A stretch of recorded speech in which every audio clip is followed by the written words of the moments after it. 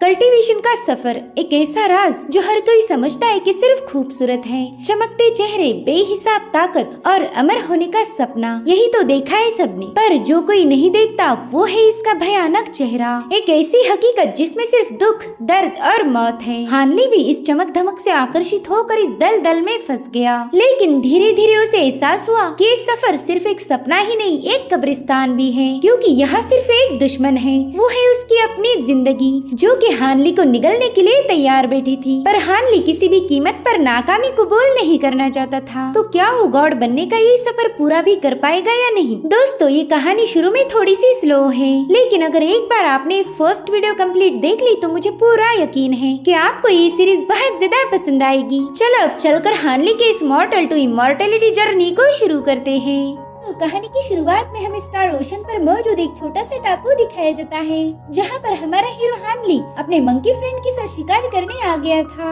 वो आते ही वहाँ मौजूद फ्लावर पर एक लिक्विड पोर करता है, जिससे वो फ्लावर खिल गया था। साथ ही उसने वहाँ के टीलों पर फ्लैग्स भी सेट किए, जो एक आयरी में तब्दील होने वाले थे। अब उस फ्लावर की खुशबू से 7वीं रैंक वाला डिमोनिक बीस्ट हानली की तरफ खींचा चला आ रहा था। तो हानली अपने मंकी फ्रेंड से कहता है कि फिलहाल के लिए तुम छुप जाओ, ये बीस्ट बहुत खतरनाक है। तो छोटू सा मंकी तुरंत ही वहाँ से भाग जाता है। अब हानली उस बीस्ट को अपने एकदम नजदीक आने देता है और फिर उसने तुरंत ही वहाँ पर एक बहुत ही बड़ा फ्लैग फॉर्मेशन एक्टिवेट कर दिया। वो डिमोनिक बीस्ट उसे क्रॉस नहीं कर सकता था, क्योंकि वो फॉर्मेशन उसे बाहर जाने से रोकता है। और फिर हानली ने उस डिमोनिक बीस्ट पर फायरबॉल से हमला करके वो नीचे आ गया था। उसे लगता है कि वो बीस्ट अब मर चुका होगा, मगर वो बीस्ट तो जिंदा था। वो हानली पर चिल्ला के उसे फाइट के लिए चैलेंज करता है, जिसके बाद वो बीस्ट अपना वेपन, जिसे नेपच्यून बीस्ट कहा जाता था, उसे बाहर निकाल लेता है। इधर हानली भी अपनी तलवार लेके तैयार था और फिर इन दोनों में तगड़ी फाइट शुरू हो जाती है। हानली उस बीस्ट के हर एक अटैक को डॉज करके उसे यहाँ से वहाँ भगा रहा था, जिससे वो बीस्ट बहुत ज्यादा भड़क जाता है।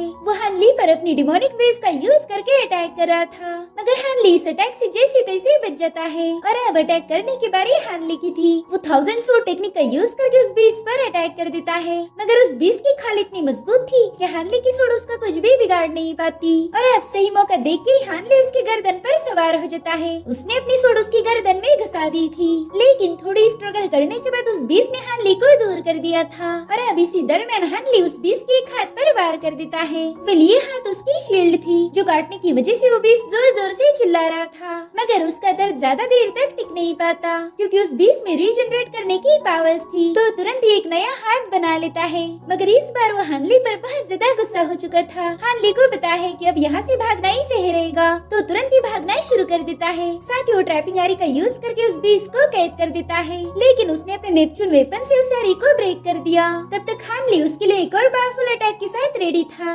उस पर हजारों फायरबॉल से हमला कर उसे घायल कर देता है, जिसके बाद वो अपनी सभी सोड को मिला देता है। इसे जायंट सोड टेक्निक कहा जाता है। अब हानली इसी का यूज करके उस पर फाइनल अटैक कर देता है, और इसी के चलते उस बीस्ट का काम तमाम हो गया था। अब उस बीस्ट के मरते ही हानली उसकी डिमोनिक पिल को कलेक्ट कर लेता है। साथ ही उसका मंकी फ्रेंड भी अब वापस आ गया था। हानली उससे कहता है कि आज का चांद देखो, ये कितना खूबसूरत है। हमने बहुत लंबे अरसे के बाद ऐसा चांद देखा है। और अब हमें 200 साल पहले की कहानी दिखाई जाती है, जहाँ पर हम यंग हानली को देखते हैं। उसके घर पर चोरी होने की वजह से खाने के लिए घर में एक अनाज का दाना भी नहीं था। हानली के पेरेंट्स कहते कि वुल्फ गैंग ने हमारा सब कुछ लूट लिया, पता नहीं अब हमारा गुजारा कैसे होगा, हमारा छोड़ो हानली का क्या होगा। तभी हानली की मदर कहती कि 7 मिस्ट्रीज से एक डिसाइपल की भर्ती कर रहा है, तो आप उसमें ज्वाइन करो। मगर उसके फादर कह रहे थे कि हानली अब बड़ा हो चुका है, तो हमने उसे वहाँ पर भर्ती के लिए भेज देना चाहिए। अगर वो हमारे साथ रहा तो भूखमरी का शिकार होगा, लेकिन अगर उसे ज्वाइन करता है तो उसका भविष्य उज्जवल होगा। साथ ही उसका सेक्ट हमें थोड़े बहुत पैसे भी देगा। मगर हानली की माँ उसे अपने से दूर भेजने के लिए तैयार नहीं थी। तभी हानली उससे कहता है कि मैं सेक्ट ज्वाइन करूंगा। तो अब ना चाहते हुए भी वो अपने माँ बाप से दूर सेक्ट ज्वाइन करने के लिए निकल पड़ता है। हानली जिस कैरेज में ट्रैवल कर रहा था उसमें 2 और बंदे थे, एक का नाम था जैंग और दूसरा था लीफे। ये लोग हानली से काफी अच्छे से बात कर रहे थे, तो हानली भी थोड़ा बहुत कंफर्टेबल फील करने लगता है। अब कई दिनों का सफर तय करने के बाद ये लोग सेक्ट में पहुंच जाते हैं। इन्हें रिसीव करने के लिए वो यार नाम का बंदा आया था, मगर वो आते ही इन लोगों के साथ बदतमीजी करना शुरू कर देता है।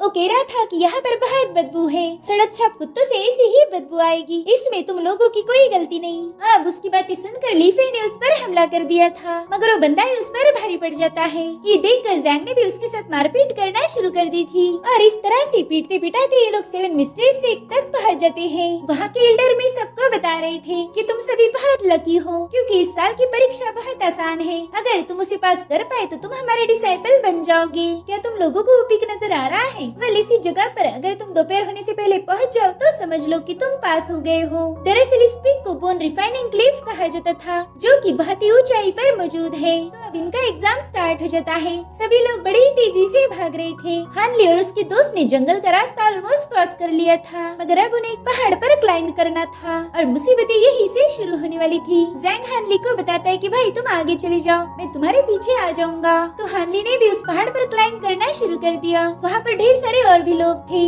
उसमें से एक बंदा हानली को नीचे गिराने की कोशिश करता है, मगर हानली अपनी रोप नहीं छोड़ता। ये लोग पिक के काफी करीब आ गए थे, लेकिन कुछ कॉन्टेस्टेंट एक दूसरे को नीचे गिराने में लगे हुए थे, जिससे कुछ लोगों की मौत भी हो जाती है। और ये सब देखकर जैंग काफी ज्यादा डर गया था, क्योंकि उसने आज तक ऐसे घिनौने लोग नहीं देखे थे। अब हानली ने भी उस पहाड़ को जैसे तैसे क्लाइंब कर लिया। वहाँ पर ली फेई मौजूद था और थोड़ी देर में जैंग भी वहाँ पर आ जाता है, मगर ये लोग वहाँ से आगे नहीं जा सकते थे, क्योंकि पिक पर जाने वाले रास्ते में कुछ लड़के मौजूद थे जो इन्हें आगे जाने से रोकने लगते हैं। ली फेई तो इन सब से गिव अप कर देता है, मगर हानली हार मानने वालों में से नहीं था। वो कहता है कि हम दूसरे वाले रास्ते से ऊपर जाएंगे, लेकिन वो रास्ता बहुत ज्यादा स्टीफ था। तो हानली अपने दोस्तों से कहता है कि यहाँ बैठने से कुछ नहीं होगा, इससे अच्छा तो ये है कि एटलीस्ट हम उस रास्ते को ट्राई करें। तो हानली और जैंग उस रास्ते से निकल पड़ते हैं। वो दोनों अपनी पीठ से पीठ मिलाकर ऊपर जा रहे थे। उनकी बहादुरी देख के सिख के लीडर वांग और एल्डर में काफी ज्यादा इम्प्रेस हो गए थे, लेकिन तभी कॉन्टेस्ट का वक्त खत्म हो जाता है। एल्डर में कहते हैं कि इन दोनों की सारी मेहनत जाया हो गई, लेकिन सिख लीडर वांग इन दोनों को सिलेक्ट करना चाहते थे। वो कह रही थी कि दोनों काफी मेहनती है, इसलिए हमने कभी कभार सिख के रूल्स को तोड़ना चाहिए। लेकिन एल्डर में उन्हें समझाते हैं कि जब हम वुल्फ गैंग के साथ बैटल करेंगे तब हमें पावरफुल लोगों की जरूरत पड़ेगी। ये दोनों मेहनती तो है लेकिन पावरफुल नहीं। तो सिख मास्टर वांग अपना फैसला बदल देते हैं। उन्होंने एग्जाम खत्म होने की अनाउंसमेंट कर दी थी। इस एग्जाम में 9 डिसाइपल्स को सिलेक्ट किया गया था। तब तक ये दोनों भी वहाँ पर पहुँच जाते हैं। वांग कहते कि एग्जाम अब खत्म हो चुका है, तुम में से कुछ लोग मंजिल के बहुत करीब थे, लेकिन इतना काफी नहीं। आगे चल के बहुत ही खतरनाक जंग हमारा इंतजार कर रही है, तो हम ऐसे लोगों को मौका नहीं दे सकते। लेकिन हारे हुए लोगों ने अपनी उम्मीद खोनी नहीं चाहिए। तुम अगले साल फिर से कोशिश कर सकते हो। यहाँ पर उयान है, इसने लगातार 3 साल कोशिश की और अब ये हमारा डिसाइपल बन चुका है। इधर हानली और जैंग की पहाड़ को क्लाइंब करके हालत खराब हो चुकी थी, मगर इतनी मेहनत करने के बावजूद भी वो नाकाम हो जाते हैं। और तभी वहाँ पर डॉक्टर मो आ जाते हैं। वो हानली और जैंग को बुला रहे थे। वो कह रहे थे कि फिलहाल मेरे पास डिसाइपल्स की कमी है और ये दोनों मुझे काफी पसंद आए। भले ही इन लोगों ने टेस्ट पास नहीं की, मगर ये बहुत क्लोज थे, इसलिए मैं उन्हें एक मौका देना चाहता हूँ। इसमें वांग भी तुरंत अग्री हो जाते हैं। तो एल्डर में इन लोगों को बताते हैं कि आज से डॉक्टर मो तुम्हारे मास्टर हैं। ये सुन के तो हानली और जैंग बहुत ज्यादा हैप्पी थे। अब डॉक्टर मो उन्हें डिवाइन पाम वैली लेके आते हैं। ये वैली जन्नत जैसी खूबसूरत थी और यहाँ पर बस ये तीनों ही रहते थे। साथ ही कल्टीवेशन करने के लिए इससे बेहतर जगह और कोई नहीं हो सकती। अब यहाँ से हानली और जैंग की जिंदगी का एक नया सफर शुरू हो गया था। हानली बताता है कि डॉक्टर मो हमें खास कल्टीवेशन मेथड सिखा रहे हैं ताकि हम अपनी बॉडीज को इनहांस कर पाए। वेल, इस मेथड को सीखने में बहुत समय लगने वाला था, मगर डॉक्टर मो बताते हैं कि एलिक्सर्स का यूज करके इसे तेजी से सीखा जा सकता है। अब एलिक्सर्स बनाने के लिए रेयर हर्ब्स की जरूरत थी, तो डॉक्टर मो उन्हें हर्ब्स की जानकारी देना शुरू करते हैं। वो कह रहे थे कि फॉर्मूला मैच करने के लिए सही हर्ब को पहचानना आना चाहिए, साथ ही इन पौधों को मैच्योर होना भी जरूरी था। वो बताते हैं कि कुछ पौधे 100 सालों के होने के बाद ही हम उन्हें यूज कर सकते हैं। साथ ही एलिक्सर बनाते वक्त मेजरमेंट भी एक्यूरेट होनी चाहिए। तो इस तरह से इन लोगों की एलिक्सर बनाने की प्रोसेस शुरू हो गई थी। साथ ही डॉक्टर मो ने उन्हें पढ़ना लिखना भी सिखा दिया था। ये लोग मिलकर खाना पकाते और पौधों का ख्याल रखते थे। समय के साथ साथ हानली और जैंग की दोस्ती भी गहरी हो गई और फिर थोड़े ही दिनों में हानली फॉरेस्ट स्प्रिंग स्किल की 0 स्टेज पर पहुंच जाता है, यानी कि यहाँ से उसकी मेरिडियन ओपन हो गई थी। इतना ही नहीं, जब भी डॉक्टर मो घायल डिसाइपल्स का इलाज करते तब हानले और ज़ैंग उनकी हेल्प किया करते थे, जिस वजह से उनका मेडिसिन का नॉलेज भी बहुत ज्यादा बढ़ गया। लेकिन इसी दरमियान उन्हें पता चला कि उनके सीनियर वो लंबे अरसे से बीमार है। एक रात तो उनकी खांसी रुकने का नाम नहीं ले रही थी, तो वो इन्हें माउंटेन से एक रेयर हर्ब लाने के लिए बता देते हैं। तो अगले ही दिन ये लोग माउंटेन पर पहुंच चुके थे, लेकिन जिस हर्ब की इन्हें तलाश थी वो चट्टानों की दरारों में उगा करता था, जिस वजह से ज़ैंग रस्सी को पकड़ लेता है और हानली नीचे उतर के उस हर्ब को कलेक्ट कर लेता है। और अब वापस ऊपर जाने के बाद वो देखता है कि ज़ैंग को तो उल्फ गैंग के लोगों ने पकड़ के रखा था। वो ज़ैंग की पिटाई करते हैं, तो हानले उनसे कह रहा था कि हम बस 2 लोग हैं, इसलिए तुम हमें परेशान कर रहे हो। जिस पर जियाबो नाम का बंदा कह रहा था कि अगर तुम्हें ऐसा लगता है तो चलो फिर 1 on 1 मेरा मुकाबला करो, देखते हैं तुम में कितना दम है। इतना कहकर उसने हानले की पिटाई करना शुरू कर दी थी। हानले भी फाइट बैक करने की कोशिश करता है, मगर जियाबो ने उसका हाथ मरोड़ दिया। वो कह रहा था लड़के तुम तो बहुत बहादुर हो, देखते हैं कि तुम्हारा हाथ तोड़ने के बाद तुम्हें कितनी बहादुरी बाकी रहेगी। अब वो उसका हाथ तोड़ने ही वाला था, मगर तभी वहाँ पर इनका पुराना दोस्त ली फेई आ जाता है। वो कह रहा था कि तुम्हारी हरकतें देख के मुझे फील हो रहा है कि तुम्हें सबक सिखाने की बहुत जरूरत है। जिस पर जियाबो कहता है कि अभी तू है कौन और यहाँ आके बकबक क्यों कर रहा है। तो ली फेई जवाब देता है कि मैं यहाँ तुम्हें पीटने आया हूँ, तो चलो अब अपने बाप का मुकाबला करो। ये सुनकर वो सभी लोग एक साथ उस पर हमला करने चले जाते हैं, मगर ली फेई अकेला ही उन पर भारी पड़ गया था। उसने 1-2 मिनट के अंदर अंदर ही उन लोगों को धूल चटा दी। लेकिन जियाबो का नंबर आना अभी तक बाकी था। वो ली फेई को खत्म करने की कोशिश करता है, मगर फाइनली उसका भी अपने साथियों जैसा ही अंजाम हो गया था। तो वो सभी दुम दबा के वहाँ से भागने लगते हैं। ली फेई उनसे कह रहा था कि अगर आइंदा से हमारे सेक में पाव भी रखा तो तुम सबको खत्म कर दूंगा। अब ली फेई को इतना पावरफुल देख के उसके दोस्त बहुत खुश हो जाते हैं। वो अपने दोस्तों को बता रहा था कि मैंने इस साल का एग्जाम पास करके 2nd प्लेस हासिल की है। मगर ली फेई की सांस फूल रही थी और उसे बहुत ज्यादा खांसी भी आने लगती है, जो कि हानले को थोड़ा सा अजीब लग रहा था। अब ली फेई तुरंत ही उन्हें बाय बोल कर वहाँ से चला जाता है। हानले अपने दोस्त से कह रहा था कि इसकी पावर्स तो बहुत बढ़ चुकी है, मगर इसके साथ कोई ना कोई मसला जरूर है। जिसके बाद ये लोग भी वापस जा रहे थे। इधर ली फेई की हालत काफी ज्यादा खराब हो जाती है, तो वो वहीं पर गिर जाता है। इधर हानले भी उसके लिए काफी परेशान था। वो ज़ैंग से कहता है कि तुम हर्ब लेके घर चले जाओ, मैं ली फेई से मिल के आता हूँ। तो ज़ैंग वहाँ से घर जाता है और हानले सीधा ली फेई के पास पहुँच चुका था। वो तुरंत ही अपनी निडल्स का यूज करके उसे चेक करता है, मगर तभी उसकी नजर ली फेई ने पकड़ी हुई बोतल पर जाती है। वो तुरंत ही समझ गया था कि एसेंस एक्सट्रैक्शन पिल है। तो वो ली फेई से कहता है कि तुमने इन्हीं पिल की मदद से अपनी पावर्स बढ़ाकर एग्जाम को पास किया। ली फेई ये पिल कंज्यूम करने के बाद तुम्हारी पावर और स्पीड तो बढ़ जाती है, मगर वो इतनी ही तेजी से तुम्हारी एनर्जी को भी खत्म कर देती है। ये ड्रग एक एडिक्शन है जिसके बगैर तुम रह नहीं पाओगे। हानले तो अपने दोस्त पर बहुत ज्यादा गुस्सा था, मगर फिर भी ली फेई एक पिल कंज्यूम करके उठ जाता है। वो कह रहा था कि मेरे भाई प्लीज इस बारे में किसी को कुछ मत बताना, ये बात बस हम दोनों के बीच रहनी चाहिए। मुझे पता है कि मैंने सब गलत किया और मैं इसके लिए तुमसे माफी मांगता हूँ, मगर मेरे पास कोई और चारा नहीं था। तो हानले कहता है कि तुम्हें मुझ पर भरोसा करना होगा, मैं तुम्हारे इस पेन को कम कर सकता हूँ।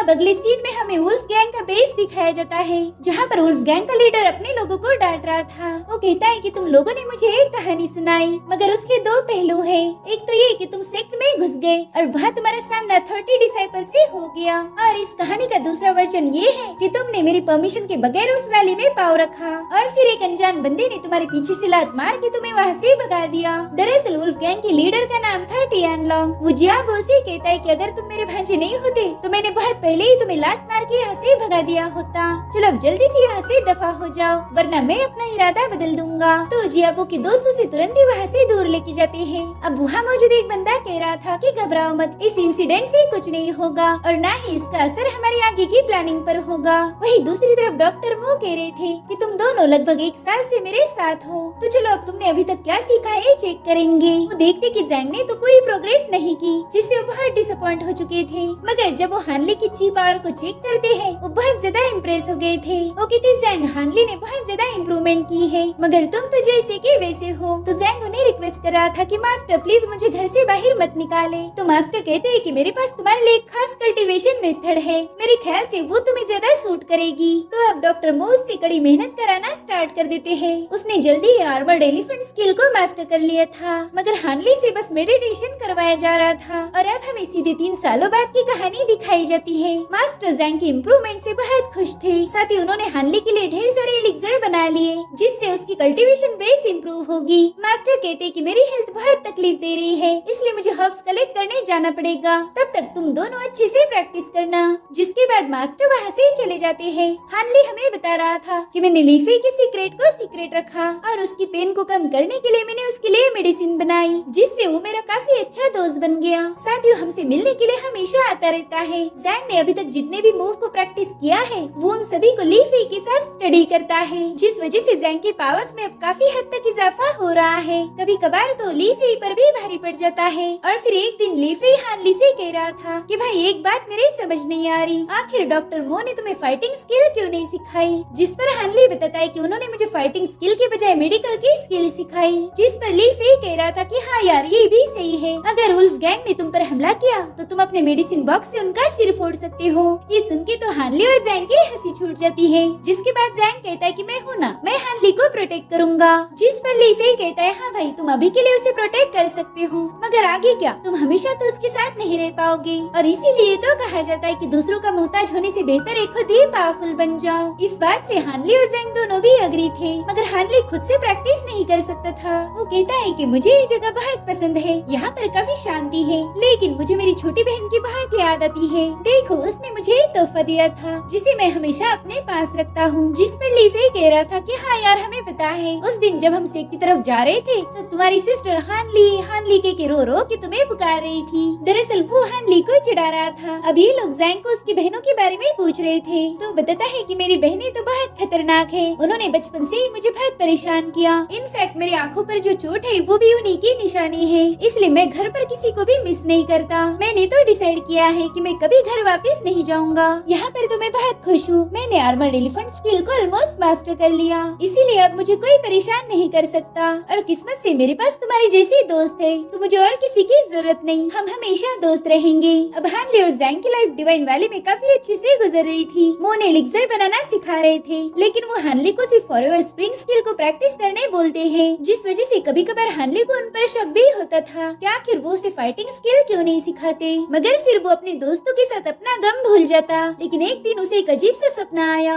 जिसमें उसे एक एलिक्सर की बोतल नजर आती है और फिर उस बोतल में कहीं से ग्रीन लिक्विड भरा जा रहा था। लेकिन ये सपना पूरा हो पाए इससे पहले ही खिड़की की आवाज से हानली की नींद खुल जाती है। अब उस विंडो को क्लोज करने चला जाता है, मगर उसे थोड़ी दूरी पर वही ग्रीन बोतल नजर आ रही थी जो उसने अभी अभी सपने में देखी थी। तो हानली उस रोशनी को फॉलो करते हुए जंगल में पहुंच जाता है। वो बोतल एक पेड़ के रूट के पास रखी हुई थी, तो हानली तुरंत उसे कलेक्ट करके घर की ओर भागने लगता है। वो सीधे जैंग के रूम में चला गया था, मगर जैंग तो वहाँ पर था ही नहीं। और अब अचानक से तूफान आ जाता है। हानली सोच रहा था कि इतनी तेज बारिश और तूफान में उसका दोस्त कहाँ गया होगा, इसलिए वो उसे जंगल में ढूंढने चला जाता है। वहीं दूसरी तरफ हम जैंग को देखते हैं जो किसी बंदे को फॉलो कर रहा था। तूफान की वजह से उसे हानली की आवाज सुनाई नहीं दे रही थी और अब ये सीन यहीं पर कट हो जाता है। वही हानली अपने दोस्त को इधर उधर ढूंढ रहा था और तभी वो फिसल के गिर जाता है। उसके सामने एक पेड़ पड़ा हुआ था, साथ ही वहाँ के पेड़ पर ताजे खून के निशान थे। हानली तो उसे देखकर बहुत ज्यादा डर जाता है और अब हमें सीधे 1 महीने बाद का सीन दिखाया जाता है। हानली अभी भी अपने दोस्त के टेंशन में था और तभी वो देखता है कि उसके मास्टर वो घर पे वापस आ गए हैं। वो उन्हें बता रहा था कि शायद जैंग को कुछ हो गया है। वो अब उन्हें भीड़ दिखाने ही वाला था, मगर तभी डॉक्टर मो कहती कि हाँ मुझे पता है, दरअसल जैंग अपने घर वापस चला गया।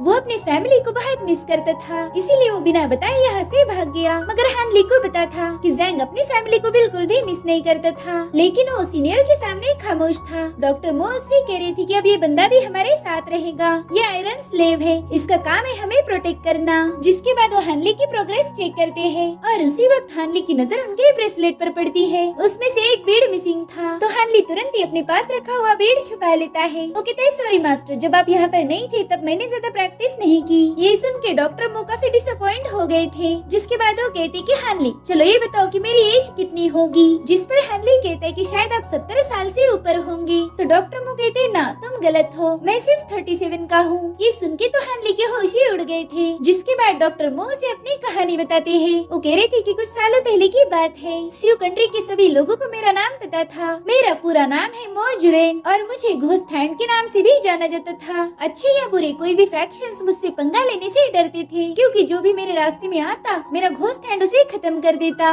मगर फिर एक दुश्मन ने मुझे चालबाजी से पॉइजन दे दिया। उस वक्त मैं मरने ही वाला था, लेकिन मेरी मेडिकल स्किल ने मेरी जान बचाई। हालांकि मुझे इससे ज्यादा खुशी नहीं हुई, क्योंकि मैं जवानी में ही बुढ़ा दिखने लगा। मेरे रिकवरी का बस एक ही रास्ता है, जो कि है मेरे मेरिडियंस को अनब्लॉक करना। लेकिन ये काम बस वही बंदा कर सकता है जिसके पास फॉरएवर स्प्रिंग स्किल हो। मैंने 100 से भी ज्यादा बच्चों को स्किल सिखाने की कोशिश की, मगर उनमें से कोई भी मेरी बॉडी के अंदर मौजूद ची को मूव नहीं कर पाया, सिवाय तुम्हारे। तुम्हें खुद ऊपर वाले ने ही मेरी मदद करने भेजा है, मगर 3 सालों से प्रैक्टिस करके भी तुम चौथे लेवल पर पहुंच नहीं पाए। इसीलिए मैं तुम्हारे लिए हब ढूंढने चला गया और मेरा मुकाबला मेरे पुराने दुश्मन से हो गया। उसके साथ फाइट में मैं और ज्यादा घायल हो चुका हूँ और अब मेरे पास बस 1 साल का वक्त बचा है। जिस पर हनली कह रहा था कि मास्टर, मैं अपनी तरफ से पूरी कोशिश करता हूँ, मगर अभी तक मैं इसे मास्टर नहीं कर पाया। तो डॉक्टर मुझसे कहते कि इस वाटर को कंज्यूम करो, इससे तुम्हें ब्रेक थ्रू करने में ज्यादा वक्त नहीं लगेगा। दरअसल ये एक पॉइजन है, इसे पीने के बाद तुम्हारे पास भी मेरे जैसे 1 साल का ही वक्त रहेगा।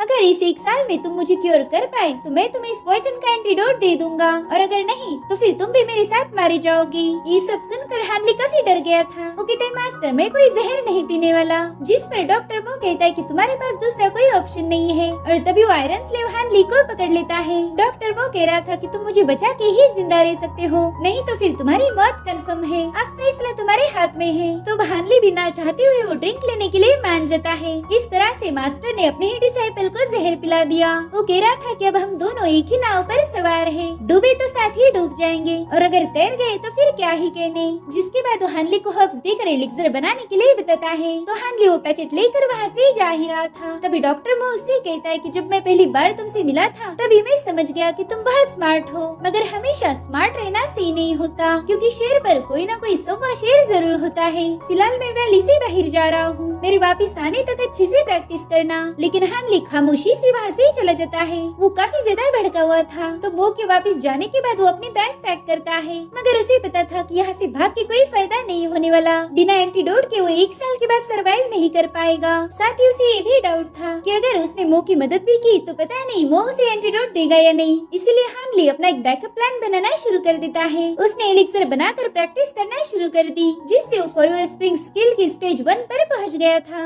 लेकिन उसे अपने कल्टीवेशन लेवल को स्पीड अप करने के लिए हर्ब्स की जरूरत थी, और उसके पास जो हर्ब्स थे वो फुल्ली ग्रोन नहीं थे, जिस वजह से उनका यूज किया नहीं जा सकता था। और फिर उसे लीफ ही मिलने आ जाता है। वो उसे जैंग के बारे में पूछ रहा था। तो हनली उससे कहता है कि डॉक्टर मो ने मुझे बताया कि वो अपने घर वापस चला गया, और अब डॉक्टर मो भी वापस चले गए हैं। लीफी उससे पूछ रहा था कि भाई तुम ठीक तो हो ना, मैंने आज तक तुम्हें इतना परेशान कभी नहीं देखा। हनली चाहकर भी उसे कुछ भी बता नहीं सकता था, क्योंकि डॉक्टर मो के साथ पंगा लेने से लीफी की जान भी खतरे में पड़ सकती थी। तो हनली उससे कहता है कि मेरे दोस्त, क्या तुम मुझे अगले 6 महीनों में एडवांस कुंग-फू सिखा सकते हो? तो लीफी बताता है कि 6 महीने में एडवांस कुंग-फू सीखना इम्पॉसिबल है, क्योंकि तुम्हारे पास इंटरनल पावर नहीं है। ये सुन के हनली निराश हो गया था। अब लीफी उससे कहता है कि भाई तुम्हें अचानक से कुंग-फू में इतनी दिलचस्पी कहाँ से आ गई? जिस पर वो कह रहा था कि यार फाइट सीखने में क्या प्रॉब्लम है, वो मेरे कभी भी काम आ सकती है। तो लीफी कहता है ठीक है, मैं तुम्हारे लिए कुछ बेसिक किताबें ढूंढता हूँ, लेकिन अभी के लिए मुझे जाना होगा, तब तक तुम अपना ख्याल रखो।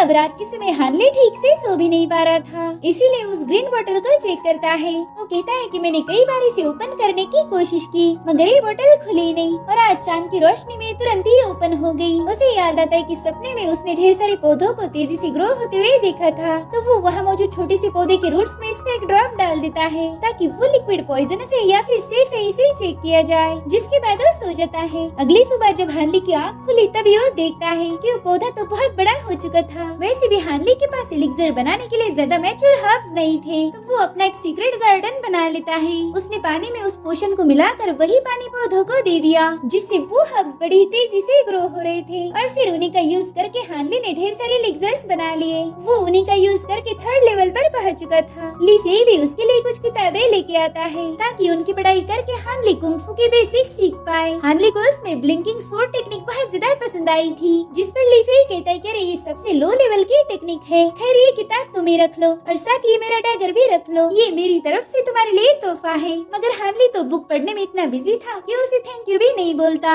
लीफी उससे कहता है कि यार एटलीस्ट थैंक्स तो बोल ही सकती थी तुम, मगर हनली तो उस किताब में ही खो गया था। तो लीफी परेशान होकर वहाँ से चला जाता है। अब हनली ने ब्लिंकिंग स्वॉर्ड की प्रैक्टिस करना शुरू कर दिया था। शुरू में तो बस गिरते ही जा रहा था, लेकिन 6 महीनों के अंदर ही उसने काफी हद तक इम्प्रूवमेंट कर ली थी। वो अब डेली एलिक्सर कंज्यूम करके प्रैक्टिस करता, और इस तरह से वो फॉरएवर स्प्रिंग स्किल के 4थे लेवल पर पहुंच जाता है, जिससे उसकी सुनने की पावर्स काफी हद तक बढ़ गई थी। और इसी के चलते वो 2 लोगों की बातें छुपकर सुन लेता है। दरअसल ये वुयान और जियाबो थे। हनली को उनकी बातों से पता चलता है कि वुयान वुल्फ गैंग का जासूस है, तो जल्दी से अपने दोस्त लीफी को खबर भिजवा देता है। अब एक दिन सेक की कैरेज इस जंगल से गुजर रही थी, तभी उन पर ब्लड वुल्फ गैंग हमला कर देती है। उन्होंने कई सारे डिसाइपल्स को खत्म कर दिया था, मगर फिर लीफी और उसके साथी कैरेज से बाहर आके वुल्फ गैंग वालों की पिटाई करना शुरू कर देते हैं। इस बैटल में हानली ने भी हिस्सा लिया था। वो अब फाइटिंग स्किल में काफी ज्यादा इम्प्रूव हो चुका था और अब हमें 6 महीने बाद की कहानी दिखाई जाती है। हानली अब फॉरएवर स्प्रिंग स्किल की छठी लेवल पर पहुंच चुका था, जिससे उसकी नजर बहुत तेज हो गई थी। साथ ही वो मार्शल आर्ट की शिफ्टिंग स्मोक टेक्निक को भी प्रैक्टिस करता है। इससे उसकी स्पीड भी बहुत ज्यादा बढ़ चुकी थी और अब प्रैक्टिस खत्म करके हानली घर चला जाता है। वो देखता है कि डॉक्टर मो घर वापस आ गया है और वो उसी का इंतजार कर रहा था। वो एज यूजुअल उसकी कल्टीवेशन चेक करने आया था, मगर हानली उससे एंटीडोट की मांग करता है। हानली उससे कह रहा था कि मैंने ब्रेक थ्रू कर लिया है, मगर बिना एंटीडोट के मैं तुम्हारी हेल्प नहीं करूँगा। ये सुनकर मो ने तुरंत उसे एंटीडोट दे दिया, जिसे कंज्यूम करने के बाद हानली उसके सामने जाके बैठ जाता है। इस बार मो उसकी ची पावर देख के बहुत ज्यादा खुश हो गया था और तभी हानली उस पर डैगर से अटैक करने की कोशिश करता है, लेकिन मो उसके हर एक अटैक को डॉज कर रहा था। वो कहता है कि शायद तुमने मेरे पीठ पीछे बहुत ज्यादा प्रैक्टिस की है और तभी हानली वहाँ पर स्मोक का ब्लास्ट करके उस धुएं के आड़ में छुप गया था। तो मो दरवाजा लगाते हुए कह रहा था कि तुम्हारी टुच्ची ट्रिक्स का मुझ पर कोई असर नहीं होगा। तभी हानली दोबारा से उस पर कूद जाता है। वो मो को घायल करने की पूरी कोशिश कर रहा था, मगर मो उसे तगड़ी टक्कर देता है और फाइनली मो ने उसे कबड़ के नीचे दबा दिया। उसे लग रहा था कि हानली अब हार मान लेगा, मगर नहीं, हानली हार नहीं मानता और इसी के दरमियान मो ने डिमोनिक सिल्वर हैंड का यूज करके हानली पर अटैक कर दिया, जिससे वो नीचे गिर जाता है। इस अटैक में हानली बहुत ज्यादा घायल हो चुका था। वो देखता है कि मो उसी की तरफ आगे बढ़ रहा है, इसीलिए वो जल्दी से डोर ओपन करके मो की आंखों पर डायरेक्शन लाइट गिरा देता है। इससे मो कम्प्लीटली डिस्ट्रैक्ट हो गया था और तब तक हानली ने उस पे पॉइजनस डैगर से अटैक कर दिया। वो उससे पूछ रहा था कि बताओ मेरा दोस्त जैंग कहाँ पर है। तो मो उससे कहता है कि तुम तो बहुत स्मार्ट हो, तुमने तो अभी तक समझ जाना चाहिए था कि वो कहाँ पर है। और तभी आयरन स्लेव आके उस पे एक पंच मार के हानली को नॉकआउट कर देता है। जब हानली की आँख खुली तब वो एक अलग ही जगह पर था। वो वहाँ पर एक बॉक्स ओपन कर देता है जिसमें 7 डैगर्स रखे हुए थे। दरअसल डॉक्टर मो 7 घोस्ट सोल डिवावरिंग आर्ट का यूज करके खुद को हील करने वाला था, जिसके बाद वो खुद की बॉडी में वो चाकू घुसा देता है। हानली तो ये सब देख के बहुत ज्यादा डर गया था। अब उन डैगर में से 7 घोस्ट बाहर निकल कर हानली की बॉडी में चले जाते हैं, जिससे हानली बेहोश हो गया था। अब वो आयरन स्लेव को भी बाहर भेज देता है। इधर हानली की सोल एक जगह ट्रैप हो गई थी और एक खतरनाक सरपेंट उसे जकड़ने की कोशिश कर रहा था। दरअसल इस टेक्निक को सोल रिप्लेसमेंट कहा जाता है, मगर हानली उस स्नेक के साथ फाइट कर रहा था क्योंकि मो को पता ही नहीं कि हानली की कल्टीवेशन मो से भी हायर लेवल की हो चुकी है और इस तरह से वो मो की सोल को खत्म करके होश में आ जाता है। वो देखता है कि मो इस रिचुअल में मारा गया, मगर मो ने मरने के बावजूद भी अपना काम कर दिया था। उसने डिमोनिक सिल्वर हैंड का यूज करके हानली को पॉइजन दे दिया। तो हानली उस कमरे में एंटीडोट ढूंढने लगता है। उसे वहाँ पर एक संदूक मिल जाता है जिसमें एक टेक्निक, एक बेल और फॉरएवर स्प्रिंग स्किल की बुक थी। उस बुक को पढ़ के हानली समझ गया था कि कोई आम मेथड नहीं बल्कि इमॉर्टलिटी कल्टीवेशन की मेथड है। तो हानली वो संदूक लेकर वहाँ से भागने लगता है, मगर तभी आयरन स्लेव उस पर अटैक करने आ गया था। हानली उसके अटैक को डॉज करके कह रहा था कि अब मो मर चुका है, इसीलिए तुम्हें उसकी गुलामी करने की कोई जरूरत नहीं, मगर वो स्लेव उसकी एक नहीं सुनता। उसने हानली को पकड़कर दीवार पर दे मारा, जिस वजह से बाहर रखी हुई बेल नीचे गिर जाती है और बेल की आवाज सुनते ही वो स्लेव अपना अटैक रोक देता है। हानली ये देखकर समझ जाता है कि इस बंदे को बेल से काबू किया जा सकता है, जिसके बाद उसका नकाब हटा देता है। वेल ये कोई और नहीं बल्कि हानली का दोस्त जैंग था। हानली तो उसे देखकर बहुत ज्यादा शौक हो जाता है। वो उसे जगाने की कोशिश कर रहा था, मगर जैंग कोई रिस्पॉन्ड नहीं करता। तो हानली संदूक में मिली हुई टेक्निक को चेक करता है और इससे उसे पता चला कि जैंग को ह्यूमन पपेट में बदल दिया है। उसके अंदर कोई भी फीलिंग, सोल या स्पिरिट नहीं थी। ये सब देखकर हानली बहुत ज्यादा मायूस था क्योंकि उसके प्यारे दोस्त को बस अब एक बेल की रिंग से कंट्रोल किया जा सकता है। बस हानली को उसका मास्टर बनने के लिए अपना खून उसकी आंखों पर लगाना था। तो वो जैंग को अपने पास रखने के लिए अपना हाथ काट के ब्लड उसकी आंखों पर लगा देता है, जिससे जैंग अब हानली के कंट्रोल में आ गया था। वो कह रहा था कि मेरा दोस्त जैंग तो जा चुका है, लेकिन मैं तुम्हें अपना गुलाम नहीं बनाऊंगा। जिसके बाद वो जैंग के पास रखा हुआ लेटर पढ़ने लगता है। दरअसल ये लेटर मो ने मरने से पहले हान के लिए लिखा था। उस लेटर में वो कहता है कि हानली, अगर तुम इसे पढ़ रहे हो इसका मतलब मैं मर चुका हूँ और मैंने तुम्हें डिमोनिक सिल्वर हैंड से पॉइजन कर दिया, लेकिन ये पॉइजन सन जेड से निकाला जाएगा। बस तुम्हें लेटर लेके जियायून सिटी चले जाओ, वहाँ तुम्हें मेरे घर मो मैंशन में जाना होगा। ये लेटर तुम मेरी वाइफ को दे दो और वो तुम्हें सन जेड दे देगी, लेकिन बदले में तुम्हें भी उसकी शर्तों को पूरा करना होगा। हानली, मैंने अपनी पूरी लाइफ में किसी को भी मेरी साइड एक्सप्लेन नहीं की। मैंने जो भी किया उसकी पनिशमेंट मुझे मिल चुकी है। इसमें मेरी बीवी और बच्ची की कोई गलती नहीं, इसीलिए तुम मेरा गुस्सा उन पर मत उतारना। देखो, लाइफ बहुत छोटी है, हम इमॉर्टल्स जैसे इस लाइफ को एंजॉय नहीं कर सकते। हम मॉर्टल्स इमॉर्टल के आगे कुछ भी नहीं। तो हानली, मेरे लिए तुम ये दुनिया देखो, इस खूबसूरत दुनिया के मजे उठाओ। और अब कहानी फिर से प्रेजेंट टाइम में आ जाती है। हानली बता रहा था कि वो मेरी बॉडी पर कब्जा करना चाहता था, लेकिन मेरी कल्टीवेशन हायर थी, जिस वजह से वो अपने मंसूबों में फेल हो गया। मगर मैं ये बात मानता हूँ कि उसी ने मुझे इमॉर्टलिटी की राह पर चलने के लिए मोटिवेट किया। अब कहानी फिर से पास में चली जाती है। हानली ने मो को माफ करके उसे एक प्रॉपर फ्यूनरल दे दिया, जिसके बाद वो मो की स्टडी में रखी हुई सारी किताबें पढ़ना शुरू कर देता है। उसने कई सारी मेथड्स का यूज भी किया, मगर फिर भी वो एंटीडोट तैयार नहीं कर पा रहा था। हालांकि इसी दरमियान उसने कई सारे नए नए एलिक्सर्स इजाद किए, जिनका यूज वो कभी न कभी कर लेगा। मो के मरने के बाद हानली 7 मिस्ट्रेस सेक्ट का डॉक्टर बन गया था। इसी दरमियान वुल्फ गैंग के अटैक्स भी काफी ज्यादा बढ़ गए थे। तो हानली घायलों की मदद करते हुए एक बात रियलाइज करता है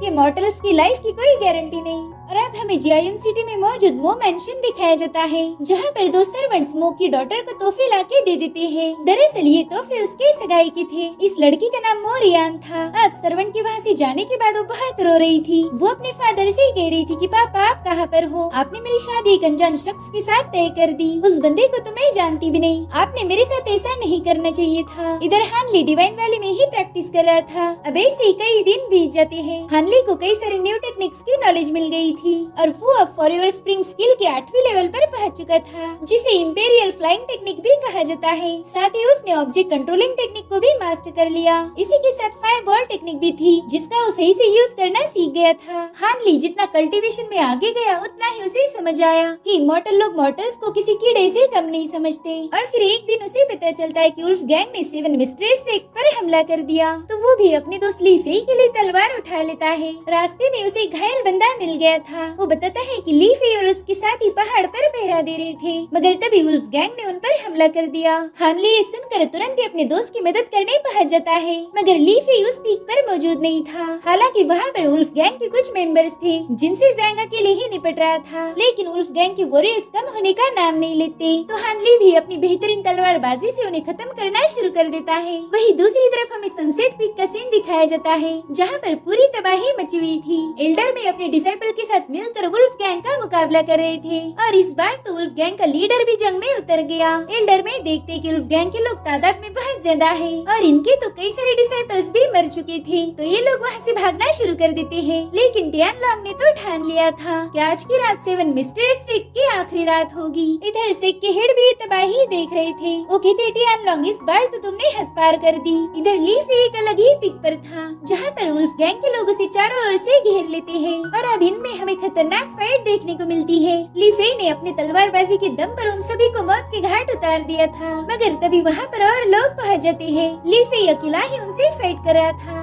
और इसी दरमियान एक बंदे ने उसे घायल कर दिया, जिसके बाद उसे लात मार के बहुत दूर फेंक देता है। इसी चक्कर में ली फेई पहाड़ से नीचे गिरने वाला था, मगर उस समय रहती चोटी को पकड़ लेता है। अब वो लोग उसे खत्म करने ही वाले थे कि तभी उन पर पीछे से अटैक हो जाता है। उन सभी को एक ही सेकंड के अंदर खत्म कर दिया था, और ये काम करने वाला कोई और नहीं बल्कि हमारा हीरो हानली था। अब वो अपने दोस्त को ऊपर खींच के उसके घाव चेक करता है, मगर ली फेई दोबारा से फाइट करने जा रहा था। तो हानली उसे रोकने लगता है, क्योंकि ली फेई बुरी तरह से घायल था। तो ली फेई उसे बताता है कि हमारी सभी लोगों की जान खतरे में है, तो मैं उन्हें मरने के लिए नहीं छोड़ सकता। इसीलिए अब हानली भी उसके साथ निकल पड़ता है। वही दूसरी तरफ वुल्फ गैंग ने सेक्ट में तबाही मचा के रखी थी। उन्होंने न जाने कितने ही डिसाइपल्स को खत्म कर दिया, और तभी वहाँ की जमीन शेक होने लगती है। थोड़ी देर में सब कुछ शांत हो गया था। अब टियान लॉन्ग एल्डर वांग से कह रहा था कि मेरे दोस्त, हमें मिलकर तो जमाना हो गया। मुझे तुम्हारी बहुत याद आई थी, इसलिए मैं यहाँ चला आया। चलो अब हमारी सालों पुरानी दुश्मनी को आज खत्म कर देते हैं। जिस पर वांग कह रहे थे कि ठीक है, चलो आज इसका फैसला किया जाएगा।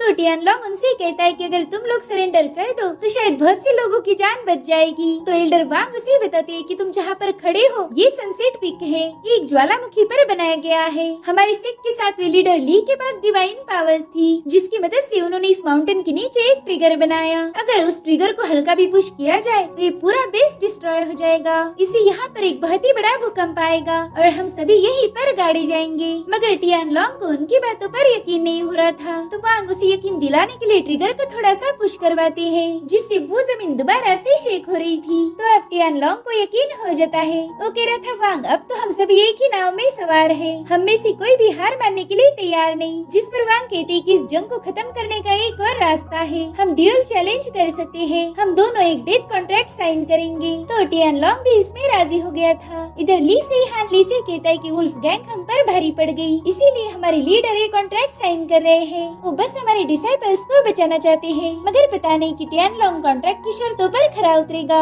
अब एल्डर वांग सबको बताते हैं कि इस कॉन्ट्रैक्ट के तहत अगर वुल्फ गैंग का लीडर हार जाता है तो वो अपनी गैंग को लेकर चुपचाप यहाँ से चला जाएगा, और अगर हम हार गए तो हम सभी को उनके आगे सरेंडर करना होगा। तो अब इन दोनों की तरफ से एक वॉरियर सामने आ जाता है। सेवन मिस्टर सिक की तरफ से मास्टर चैंग सामने आ गए थे। हान ली बताता है कि ये बंदा मार्शल आर्ट में बेस्ट है और ये हमारे एल्डर में के मास्टर है, शायद यही हमारे एल्डर वांग की आखिरी उम्मीद है। इधर टियान लॉन्ग की तरफ से एक बोना सामने आ गया था। हान ली को इस बंदे में कुछ न कुछ गड़बड़ नजर आ रही थी, और अब मास्टर चांग अपनी सोर्ड से उन पर हमला करना शुरू कर देते हैं, मगर वो बोना उनके हर एक अटैक को डॉज करके उनकी सोर्ड पर खड़ा हो गया था। ये देखकर तो चांग थोड़े से हैरान थे। अब वो तुरंत ही उस पर स्लैश अटैक कर देते हैं, मगर उस बोने ने तुरंत ही गोल्डन बेल शील्ड बना दी जो उसे प्रोटेक्ट कर रही थी। ये देखकर सब लोग समझ गए थे कि शायद ये बंदा इमॉर्टल होगा। इधर चांग उसकी बेल पर लगातार अटैक कर रहे थे। वही हान ली उस बंदे की कल्टीवेशन लेवल को जान चुका था। वो बोना महज 3rd लेवल पर था, यानी कि हान ली से भी कम स्टेज पर था। इधर वो बोना एल्डर चांग को बहुत दूर फेंक देता है, जिसके बाद वो फ्लाइंग सोर्ड से उस पर अटैक करने की कोशिश करता है, मगर चांग यहाँ से वहाँ जंप लगा के उसके अटैक से बचते जा रहे थे, लेकिन वो सोर्ड तो उनके पीछे ही पड़ गई थी।